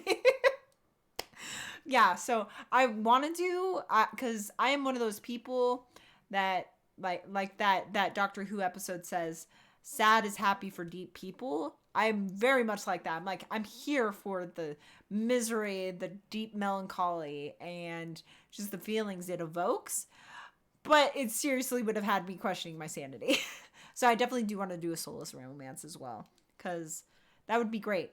But not right after Anders' betrayal. I would have been like, So, no, because I love melancholy. Not all the time. That's very unhealthy. But it's just that feeling like, man, I can feel these very deep emotions. You guys, we're fucking talking about 3D pixels on a screen. Not even in real life, you know? Anyway, but, you know, they become real in your life when you play and you spend all these hours with these people. That's why with Cullen, that was a really big deal for me, is because I was like, Cullen, in Origins, you were a dipshit. I wanted to kick you off the tower and didn't care if you would have died. 2, you redeemed yourself a little bit. Cullen redeemed himself a little bit in 2, but he still leaves you fucking high and dry in 2. But then in Inquisition, his arc is complete, where he goes, man, the people I was working with were shit. And I am going to make a decision for myself. And he joins the Inquisition and leaves the Templars.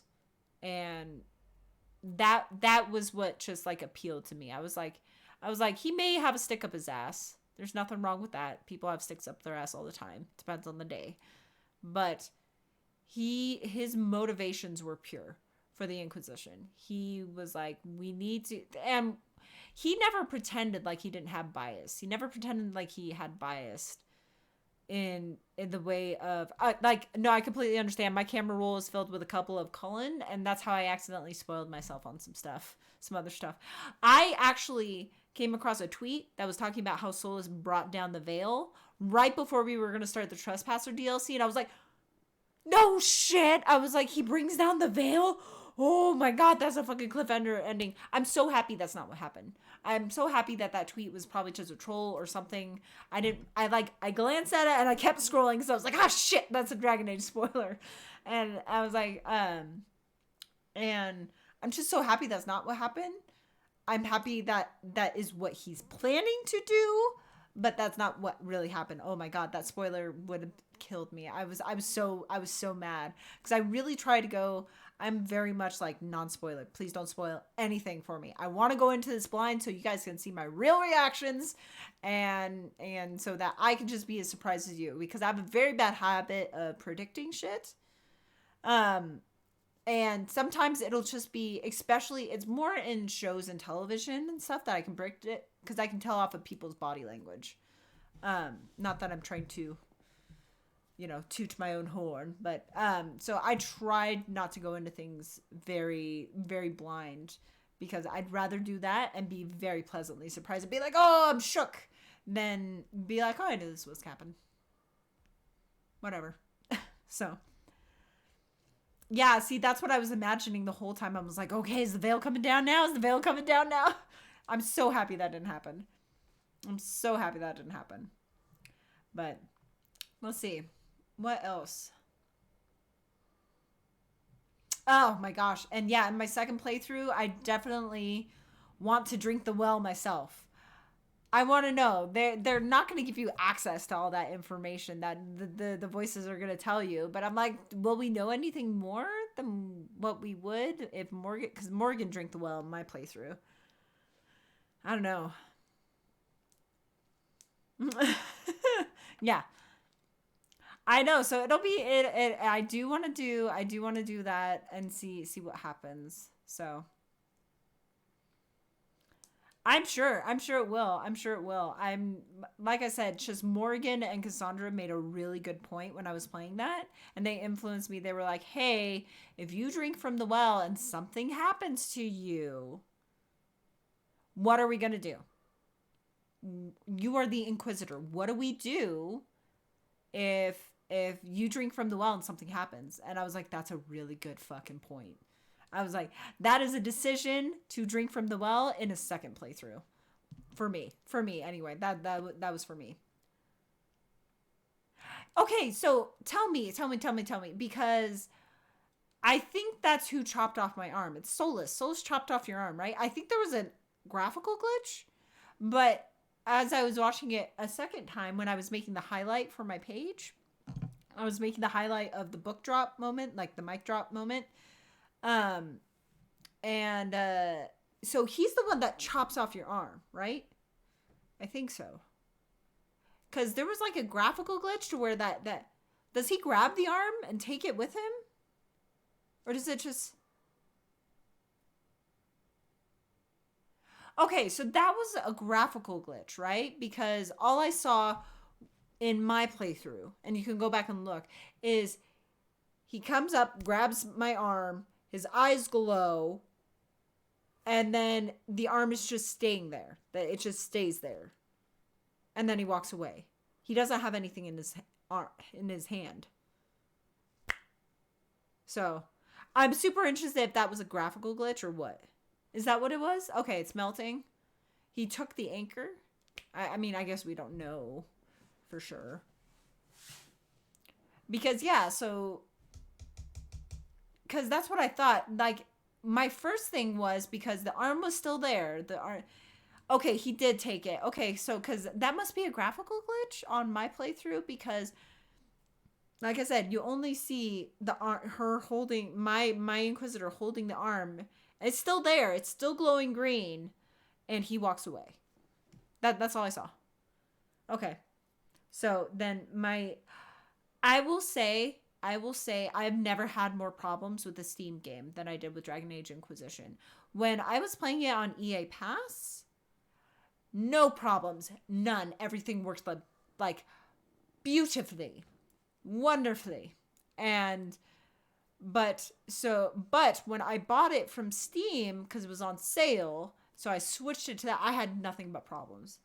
So I think when Dragon Age 4 comes out, I'll just get back on EA Pass and play it on there. And then buy the game in my Steam library when it gets on sale. Because that was just... I have never had so many issues with a game. And I know that's a bit of a princess moment, but yeah. Well, I haven't had more problems with the game than I did with this one. So I had to take a week off from the streams just because I could not get the game to recognize that I had DLC. That was the other thing. That I was like, what is that? All right. Let's see. Boop. So we talked about Titans. We talked about the dwarves and how they'll become a hive mind if the Titans ever wake up. We talked about Flemeth. We haven't talked that much about Darkspawn. And how... Oh, you know what? I haven't been fucking playing music at all. We've been like talking and talking and talking. Let me see if I can get some music going. Because it's a little too quiet in here. It's a little too quiet in here. For me, I can hear my own voice talk, so I'm like, I'm okay. I'm okay. Hopefully that's not too loud. It's not too loud, guys, hopefully. But the Darkspawn. So there's two theories out there, right? that they come from a master brood mother, or my personal favorite is that they come from a blighted titan from the red lyrium, and that's what sings to them. The only reason why, I think it may be a combination of both. What if, now this is me just throwing stuff out there, so what if the brood mother started as a different creature, whatever, and then the blighted titan corrupted it into becoming a brood mother? I don't know what it would be beforehand or anything like that, but yeah, brood mothers were fucking disgusting. I was like, ooh, nobody wants to deal with that shit. No, and then just the fight with it, it's just like, no, this is feeling too much like a hentai. If you don't know what that is, don't look it up. I would hope anybody that's on my channel is over 18. Anyway, so the brood mothers were disgusting, and so that might be something. There was 2 brood mothers that I think we kill in Origins, right? We kill one brood mother, and then wasn't there like a queen brood mother that was Voss, right? Or was it like the queen brood mother, or was it just like a regular brood mother? I don't remember. I think there was 2. I know we kill a regular brood mother, and then there was the boss. I don't remember quite what. That's what I'm saying, is like, do we know how they were created? That's why, like, me thinking off the top of my head, this could be somebody else could have theorized this as well. I actually haven't watched any Darkspawn lore videos, but I only had a certain amount of time after stream last night. Is that maybe they started out as a different creature. It seemed like they were very spider-like, or very like octopi-like, because they definitely got tentacles. So that's another question, is, but if they were close to the red lyrium, would they have perhaps gotten corrupted to become a brood mother? And is that the corrupted version of whatever creature they are? Because then, so I don't know. I always liked the theory before I knew all this stuff about the Darkspawn and the Blighted Titan and etc, etc, etc. I always liked the idea that Darkspawn their blood is poison, correct? So I always liked the idea that because they yeah, I know that, but I didn't expect, like, in Origins and kind of in 2, before you find out about the red lyrium, I had a theory about Darkspawn, and it's changed since then, of course, because that's what theories do. But I always had the theory that, because they talk about in Origins, when you're facing the battle, that the Darkspawn's blood is poison. It poisons people, they become blighted, and they die. But they also mentioned that they take some of the victims or some of the dead bodies with them. The implication is they either eat them or they do something else with them, right? So we kind of know what they do with females is they become blighted, right? We found that out in Origins, and they either serve brood mothers, or let's not get into those very traumatic topics about what they do. Because that was a very, very creepy part of Origins, where these poor women are just going crazy in there. Yeah, and so do they bring these bodies back? Do they become just blighted? I always thought they probably have a way of making them Darkspawn. So, because they're constantly, these Darkspawn, they never end. They never end. Yeah, Wardens are humans, dwarves, and elves, and you see each of those races represented in Darkspawn, right? So, or like they have Darkspawn have different classes too. So I always thought from my Origins theory, I didn't quite understand the red lyrium when it's introduced in 2, other than it made people crazy.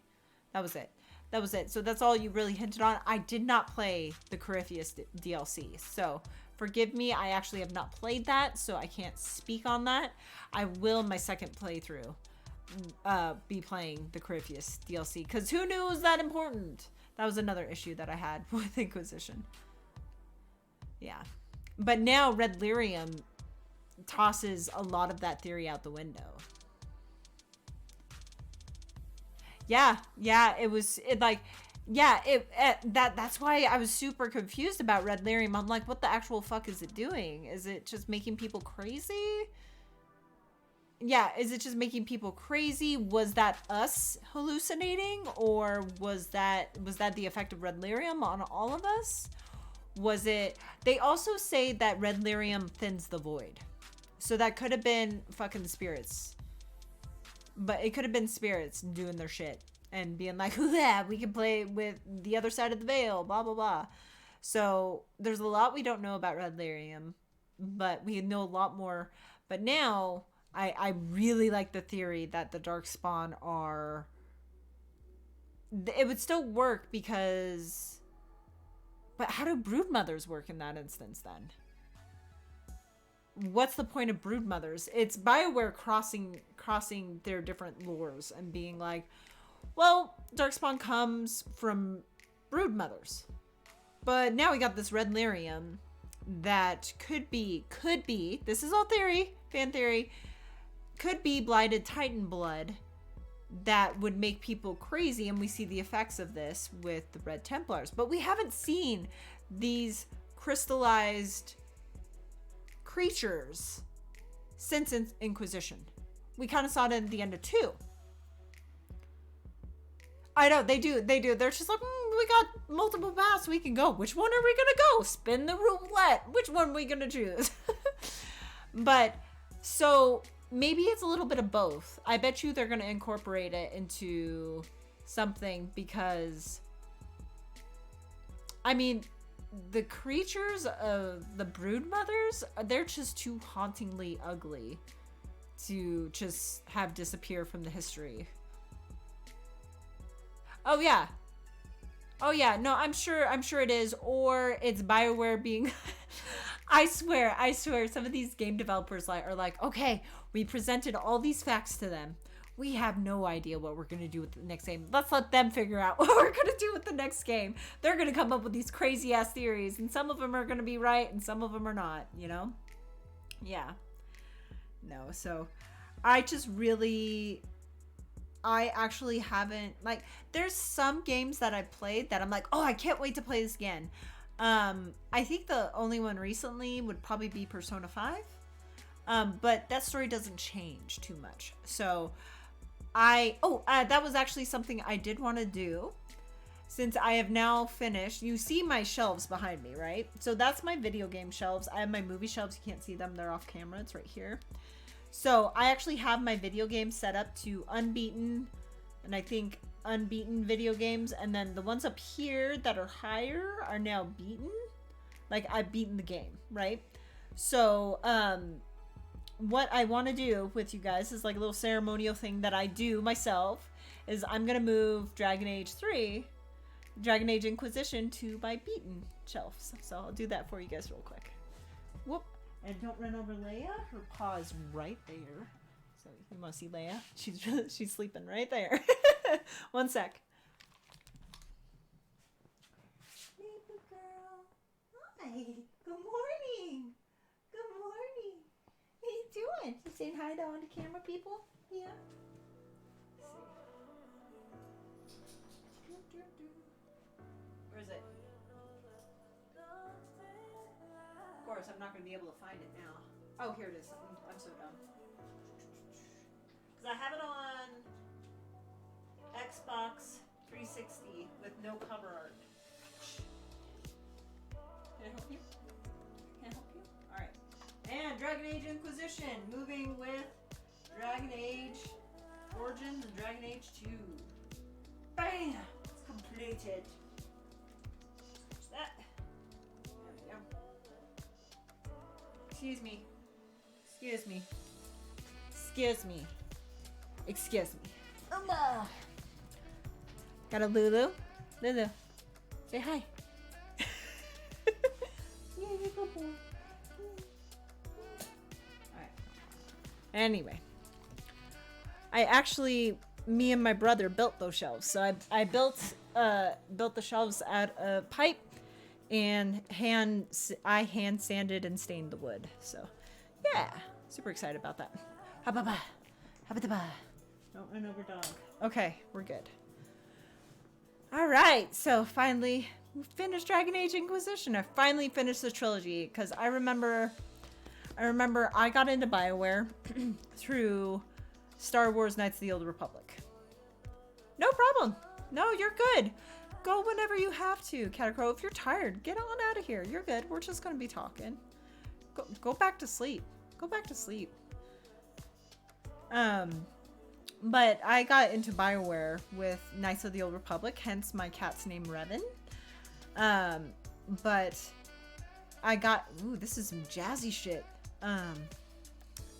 But I got into BioWare with that, and that's when I played Mass Effect after I beat Knights of the Old Republic, because Mass Effect had just come out. And then, dude, that is a space opera. I love Mass Effect. I love it so much. But I actually, like I said in my stream yesterday, is what I like about Dragon Age is I'm so happy I played it when I was older rather than when I was younger, because I appreciate it a whole hell of a lot more. Because Dragon Age, the series, is a much more dark game. It's Mass Effect is like, you better choose good decisions, because if you don't, you're gonna have to face some really bad consequences, and no matter what. So they're gonna punish you for saying what's on your mind and for choosing renegade options, right? Even though it's really fun to punch the reporter in the face. But in Dragon Age, they go, hey, we're not gonna judge you for your choices, but you're gonna have to deal with the reactions of the people around you, and you're gonna have to deal with the consequences of your actions. Dragon Age also does very well. They do very well morality choices. So they go, here's 2 shitty decisions. Which one do you feel is the right decision? You must weigh that scale, and you must decide.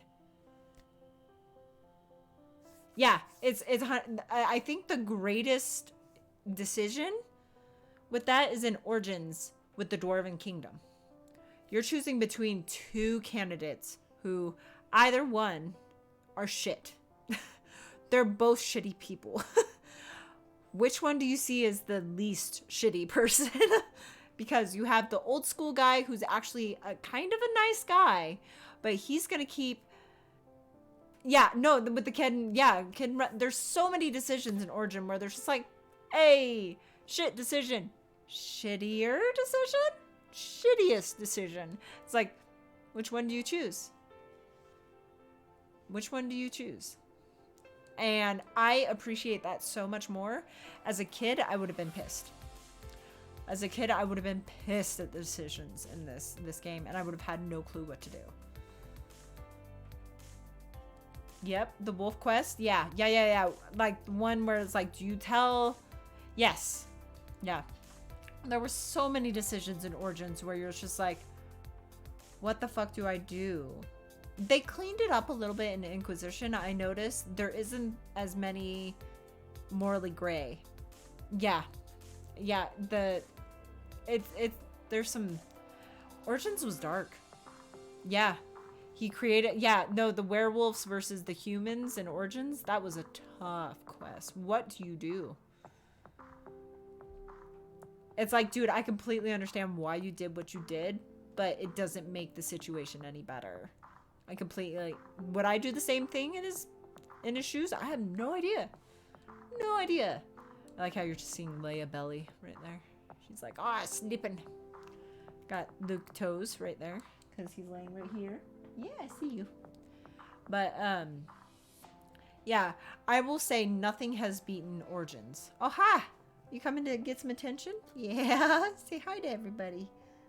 Hi. You don't even know the camera's on you. He's not a camera dog. He doesn't like the camera being on him. If I touch the camera, he'll move right now. But he thinks he's not on camera right now. Yeah. Hi. Anyway, but Origins did the best with that game is so dark. Is so dark. I actually, who knows, I'm gonna be playing The Witcher next, so but for now I've actually never seen a game actually worthy of an M title in the way Dragon Age is worthy of an M title, because I wouldn't want, and this is a personal thing. I'm not gonna have children, so I can say this, but I would not want my child to play this until they were much older, because this had a lot of heavy subjects in it. Oh no, it's a great ass game, but I wouldn't want my child to play it until they were older and they could understand the choices. Yeah, they can understand the choices a little bit better, because you go back and you play that and you're like, wow, it's really fucking dark. It's really fucking dark. Yeah. Yeah. It's and there's nothing wrong with that. I love the story, and like I said, I want to play it again, and I'm gonna play it again. But yeah, it was a dark game. You were dealing with a lot of heavy decisions and a lot of heavy issues. Oh, in Origins? You guys are gonna laugh. I think my favorite character is Sten, actually. And I really liked Sten. And my second favorite character, oh, in all 3 games. Oh, that's fucking hard.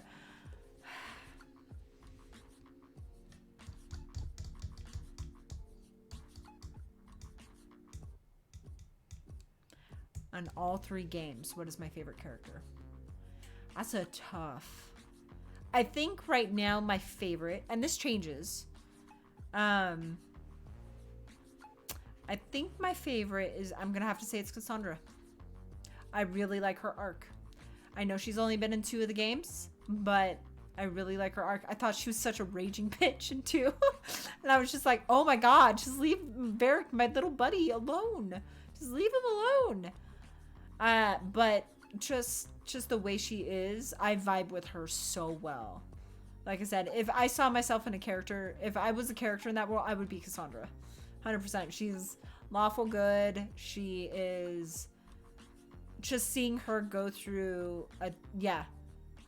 Yeah, no, you, like, it's just seeing her in the, you could go back and watch my playthrough of Dragon Age Inquisition. I was like, oh no, she's joining us. Oh no, it's gonna be horrible. And then just her arc was so wonderful. I loved, she felt so betrayed, first by the Seekers, then by everybody else in the world, and it's just, she just learns to grow and flower on her own, and that was just amazing for me. Oh my, can we talk about that end credit scene where she's just reading Varric's novel, and I'm like, fuck yes, I'm here for this. where she's like, oh, Varric, I'm so sorry for everything. And then you're like, oh, she's about to be pissed. And she's like, he put me in his book. So great. Oh, so fabulous. I love her so much. I love her so much. And like her love of smut. I'm like, hell yes, I'm here for you. I'm here for you, sweetheart. That's why I'm like, if I ever do a male, I'm reading the shit out of this. So good. So good. I know we've discussed this before, but let's talk about Bianca, because Varric, since 2, I wanted to romance Varric in 2. As soon as I chose Anders, I kind of like was like, oh man, I'm really loving Varric, but I saw immediately that Hawk and Varric were just best friends, and I was like, fuck. I was like, I really want to romance Varric, and I was hoping in Inquisition he would be romanceable. I guess he is never going to be romanceable, and I know that's a known issue with Dragon Age games, that dwarves are not romanceable. Nobody likes Bianca. Nobody should like Bianca, because she is a little piece of shit. Anyway, but I love her voice actress. It's Laura Bailey. Who doesn't love Laura Bailey? If you're going to choose a bitchy voice actress, you might as well choose Laura Bailey. Because she's amazing anyway. But anyway. But meeting Bianca, we had such a high standard from 2 that he's like, hey, I named my crossbow Bianca. So we were like, okay, this person must be so like out of this world that he named his crossbow after. He has not touched a single woman in Dragon Age 2 and in Dragon Age Inquisition. And then you meet her. Oh yeah, we're on and off again for like 12 years. Excuse me? Excuse me? Mass Effect is one of those I would totally recommend playing. If you like shooters, I don't really like shooters, and I liked Mass Effect. I did my time with Halo. I did my time with Call of Duty. I absolutely dislike Call of Duty now. Play some zombies if somebody brings it over. But I do refuse to have a Call of Duty title in my house. I've done my time with Call of Duty. I don't care for it. But Mass Effect is what I call a space opera. So if you want an adventure like Star Trek, like... not really Star Wars, but like very, very much like Star Trek, where you want to be the hero of the universe, give it a try. Give it a try. It's worth it if you can find it on Steam for some my best friend is starting a playthrough of Mass Effect for the first time, and watching her play through the first couple missions, I'm like, this game has not aged well. I'm like, hasn't aged well at all. It's like playing Origins. You're like, ooh, you can see some of those pixels, or what is it, polygons. You can see some of those polygons, and you're like, oh, this hasn't aged as well as I thought. So it is a much older game. They still have not come out with a remaster for it, which I'm really surprised. I would love to see a remaster for both Origins and for Mass Effect. So, keep in mind with Mass Effect, here's what's different from Origins, is Mass Effect is fully voiced. So just like in 2 and in Inquisition, Mass Effect from the beginning is fully voiced.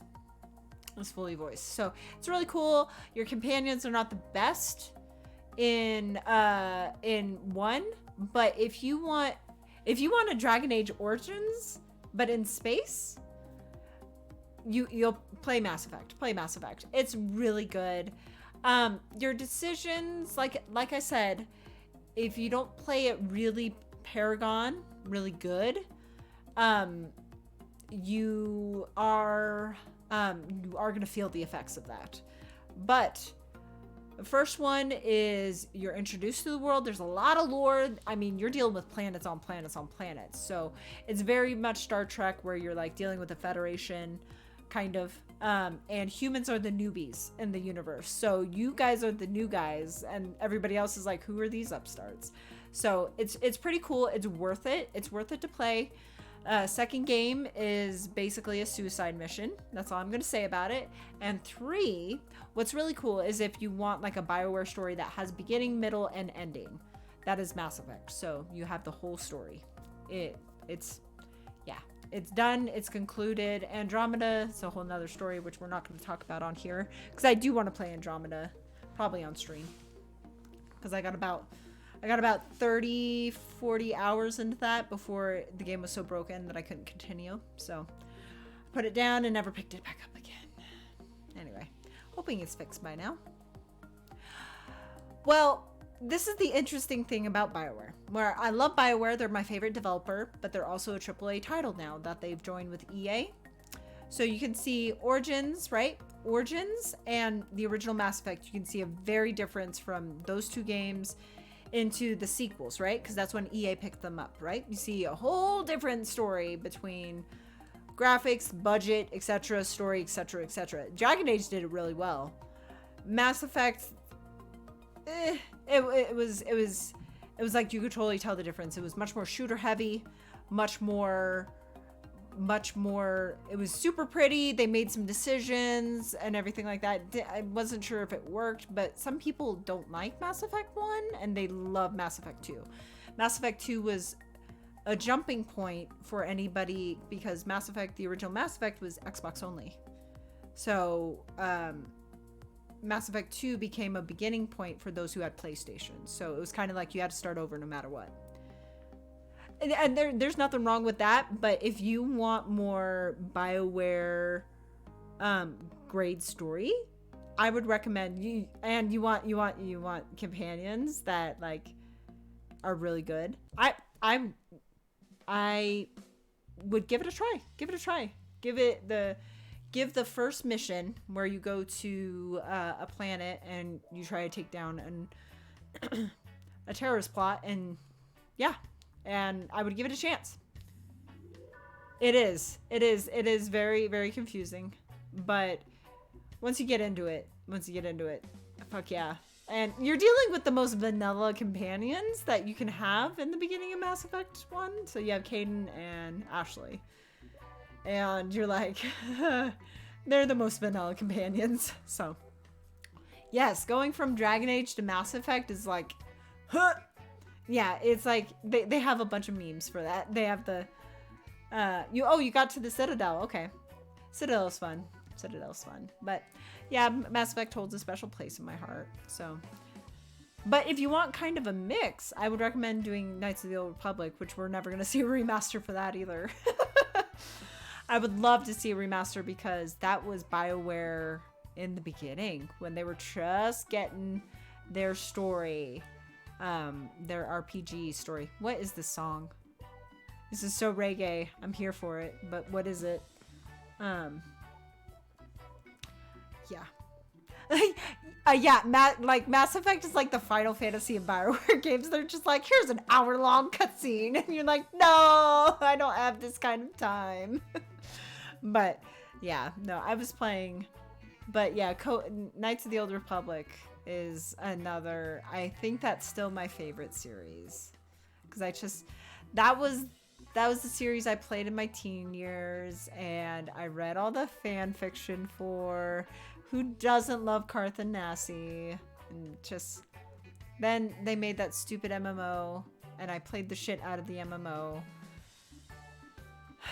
It still didn't give me the Knights of the Old Republic vibes though. So anyway,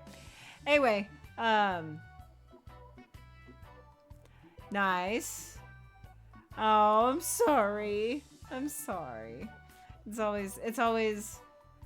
It's always sad when you don't have any more content and you have to wait for more content. Oh, I'm sorry. I did the same thing when I was super into Knights of the Old Republic, and then it ended and there was just no actual ending to the romance that you had with whatever character you chose. So I was in fanfic hell there too, where I was just like, give me more content. I just want more content. I don't care. Just give me more content. So, yeah, I'm sad. What the fuck is this? Nope. Fuck off. I have no idea what that was. Okay. That was great. Let's not do Rockabye Baby. Let's not. Huh. Gotta show you guys my dogs. Hold on. Oh, he moved. Why'd you move? You turd Ferguson. Yeah. Oh, no. I completely understand. It's just where you just want more of the world. You just want more interactions with your favorite characters. You want more storyline to be revealed. You want to be in that world more. There's nothing wrong with that. I completely understand. That's what encourages young writers and adult writers and mature writers to continue writing, because they want to be in that world. They want to be in that world more than they want to be in the real world. And again, nothing wrong with that. Been there. I've been there. Done that. Nothing wrong with that. I think we all would. I think I would probably... I already said I vibe so well with Cassandra. I would probably be a guardsman somewhere, to be honest. Who knows if I would survive? I probably would have been taken out with the blight, to be honest, but I'm so lawful good. I probably would have been born a human or a city elf and would have been a guard for that. So that's probably about it. But oh, it's a Rottweiler, but yeah. No, I think one of my friends on posted a thing that was like, hey, if you were dropped into the world of the last video game you played, what would you be doing? Would you be dead? And like, if you survive for a whole year, you would get $1 million. I'm sorry, that's what it was. So if you were dropped into the world of the last video game you played for 1 year, would you survive and gain the $1 million after a year? And I was like, I would be in Dragon Age Inquisition, and I think if I was in Skyhold for that year, I think I would be fine. Because what we don't realize is that how long it was taking to do a lot of those quests. So a lot of those quests were taking months. And all that exploration was taking months. So I'm like, yeah, I'd probably be pretty safe if I was in Skyhold. Because Inquisitor would be doing shit. Maybe I could have a tryst with Ironbolt. Like, apparently, because like how in Haven, those maids were talking about how she had a tryst with Ironbolt and she was walking bow-legged the next day, and I was like, oh my god. I was like, get it, girl. Yeah. Oh shit. Oh, that's awesome. That's awesome. That sounds like a great read. Hi. Oh, you bonked yourself on the chair. You okay? You got stinky breath. Yeah, you do. Yeah, don't look at me sideways like that. Aww. Yeah. That's why I was like, I need to not choose another toxic. That's why I think my romantic history pretty much repeated my own in Dragon Age. Is I go with the nice guy, and then I go to a toxic relationship, and then I go back to the nice guy because I'm like, I don't want any of that shit again. And then I'm like, then I get with the nice guy, and then I'm like, oh, that was fucking boring. So that's yeah, no, totally. I would totally be besties with Cass. 100%. Yep. So what I saw interesting was Cole and Meriden getting together. That was a shocker. I never saw them interact once in Dragon Age Inquisition. That was a super shocker, where I was like, what is going on? I do not know. I have my phone somewhere. Where'd I do with it? Oh, it's right there. But I think probably my best friend would probably be Sarah. Probably. I have to sneeze. Damn it.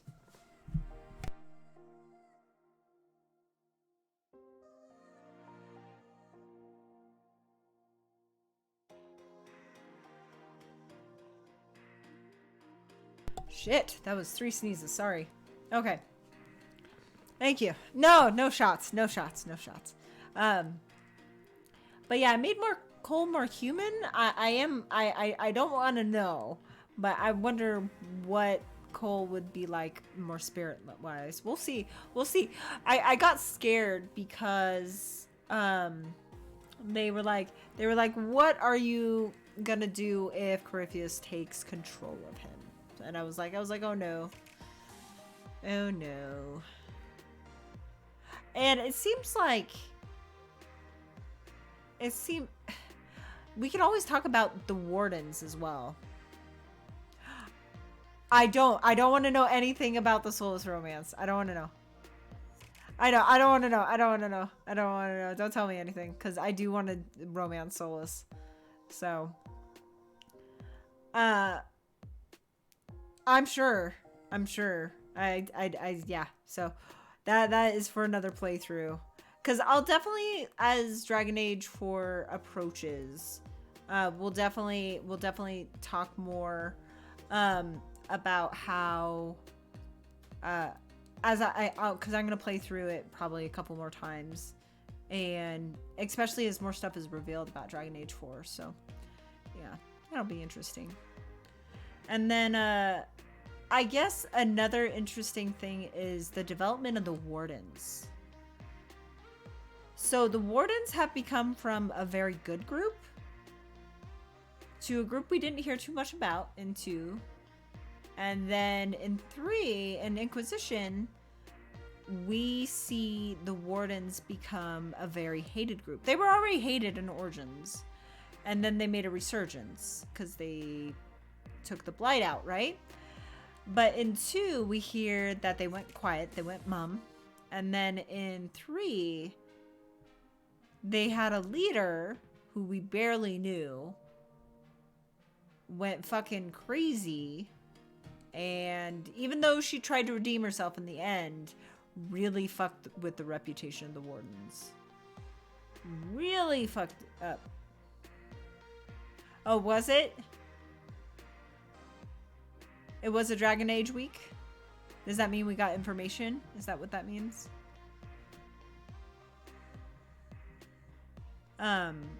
But with the Wardens, I just don't know where they're gonna go, because they dealt with a lot of shit in Inquisition and they're down a lot. I chose to put the Wardens underneath the Inquisition roof, but after you do a couple of side missions on the table with them, they disappear. You don't hear much about them. Oh, that's Luke getting up. Bye, Luke. Yeah. Oh, okay. Oh, okay. Ah, that sucks. I'm sorry that we didn't hear more about it. But it's super, super interesting that the Wardens, their arc just went, hey, we were exiled. Cool, we're approved of now because we stopped the Blight. Going kind of quiet. And then Inquisition just brought them way down into the books where they were like, where it was, I just don't know where the Wardens are gonna go. There's a theory, there's a lore theory out there that they're hiding griffins somewhere, which will be really cool. No shit. Huh. How would that, if you were super, oh, you know what, that makes sense, because everybody saw, if you push the religious thing, that it was Andraste that pulled you out of the breach. It was Andraste that appointed you as an Inquisitor. If you push the religious aspect, I'm sure you could become the Divine. Yeah, you could, like, being dollars. I think the more important fact is that you were approved by Andraste, or even you could even say, hey, that was Divine Justinia that saved us in the breach. You could totally push. The Divine issue. That would really, yeah. How would the developers base their decisions of Chantry? And how would the Trespasser DLC go? Would you even be able to do that, or would you just hear about it secondhand? Huh. I think becoming the Divine would have limited the Inquisitor too much. So the game developers probably scrapped that. Oh, yeah, and the Canary. Oh, the Canary, they've gone through, they're a fucking, we've known since 2 that they're a fucking powder keg. Well, we've known since, like, almost Origins, like the end of Origins, we've known they've been a powder keg. That they've been at war with Tevinter for the longest time. And that, like, in 2, we see the effects of that powder keg. And yeah, like a lot of people don't like the Qun or the Canary, but the fact is they're a fucking real threat. And what is appealing about the Canary is when people feel lost, or they feel like their religion or their culture is not answering the questions that they should be, the Qun is very appealing for that. The Qun offers answers and says, hey, if you are in the place where you should be and you are doing what you should be, you will be satisfied. If you've ever been jaded, or if you've ever been emotionally traumatized enough to the point where you feel like you're lost in life, that could be very appealing to you. I'm not saying it is to everyone. And that's another origin story where we know fucking nothing about the Canary. Where did they come from?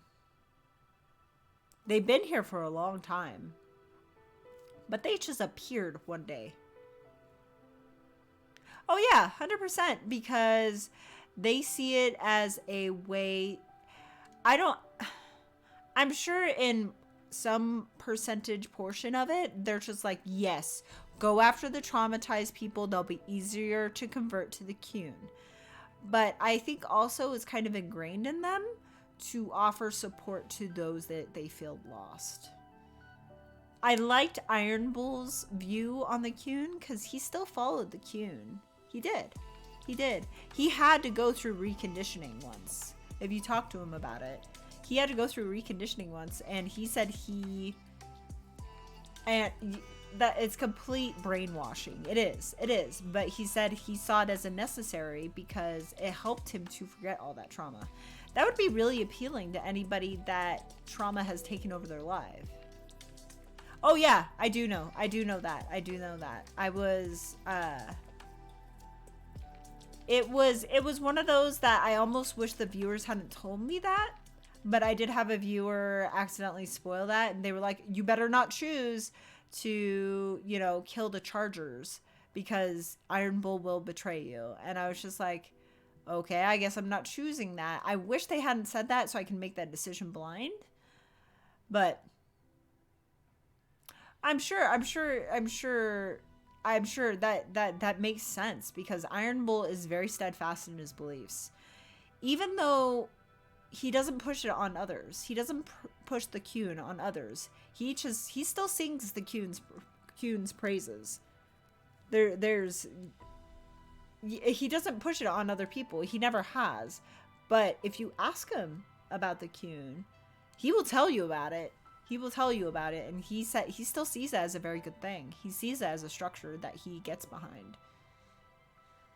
So, but we still don't know anything about the Canary.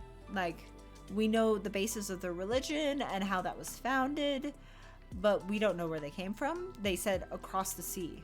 We actually have only dealt with one continent of the continent of Thetis. No, go Catacrow. Have a great rest of your night. Go get some sleep before work. Have a great rest of your night. Thanks for joining me. And see you later. But just the Canary, we know nothing about them. And we've only seen like one continent on this planet. Is there more continents? I don't know. That's a lore video I haven't watched before, so that'll be super interesting to be like, once because I think Tevinter is the last. Well, actually, no, we have the Canary area of the map, which we'll probably see more of in Dragon Age 4, just because we're gonna be in Tevinter, it looks like. And Tevinter, so the Canary are real close to Tevinter, so they're always constantly warring, so that'll be super interesting. I don't remember, is Tevinter across the sea? Is it? Let's see. Where is Tevinter?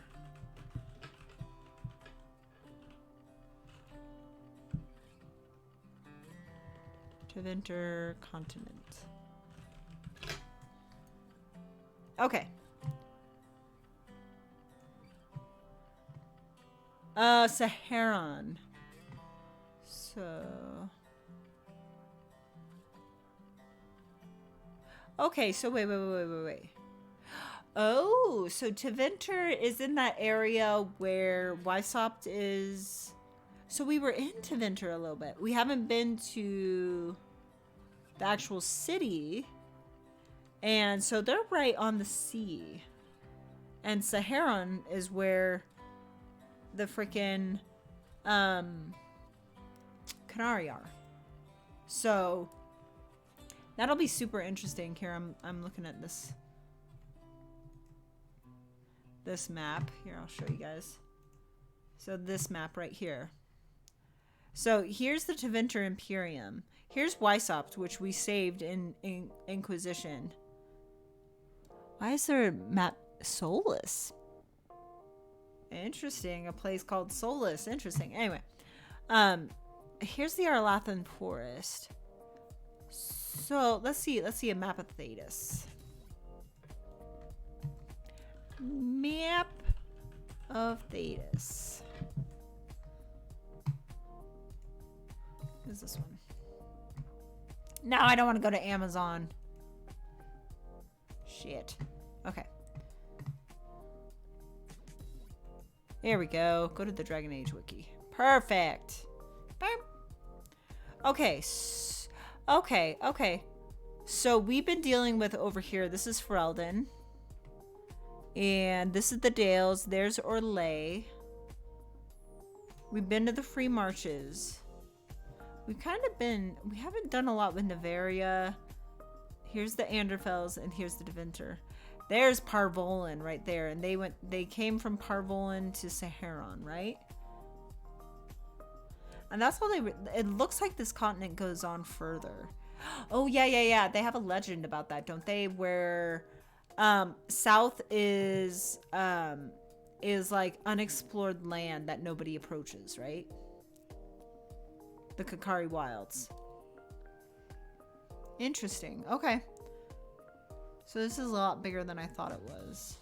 So we're going to be dealing with the Tevinter Imperium in the next game. Hopefully. Anyway. Boop. And I brought up the timeline because I want to read some of the books and the comics. But we're already at 940 DA, because I was looking up, I was like, how long has it been since Origins? And it's only been about 10 years. So it hasn't been too long, to be honest. So seems pretty interesting. Anyway, let's see, do I have anything? So we've talked about pretty much everything. It's been about 2.5 hours. I think next time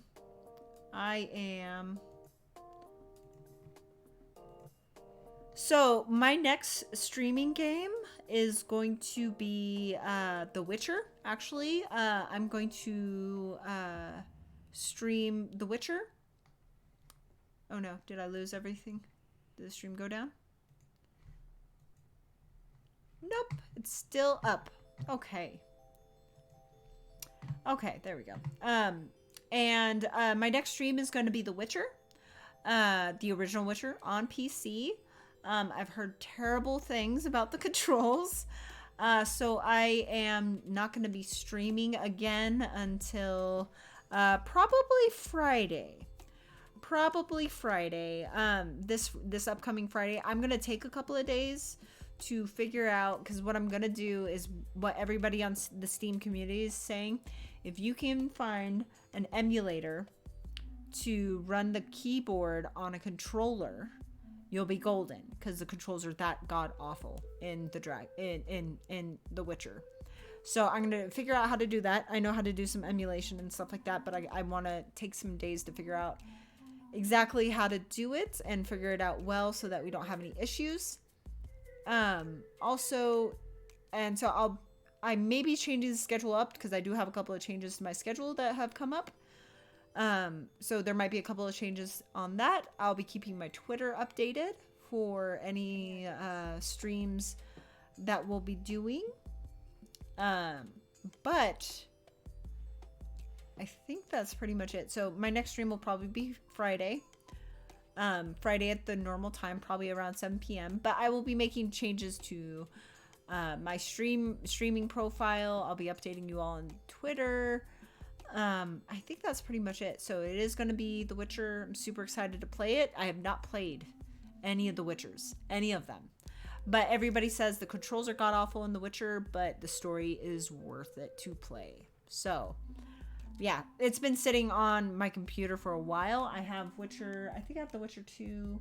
I don't think I have Wild Hunt yet. So, but I'm waiting for that to go on sale. So, anyway, I think that's about it. I think I'll leave you guys now. I think I'm going to go boot up Dragon Age Origins and play some Dragon Age Origins. So, all right, guys. Thank you so much for joining me for our afterwards. I greatly appreciate everybody that came in and weighed in on some lore and some theories. I'm sure some more will be coming out, especially as Dragon Age 4 approaches. I'm sure, hopefully I'll still be streaming by then. I'm doing this for fun, so I'm not really doing this for anything. I have a full-time job that I'm quite happy with, so I do this for fun. So come and go as you wish, and I hope you have a great rest of your day, guys, and have a great rest of I'm gonna have a great rest of my weekend, and have a great night, guys. Bye.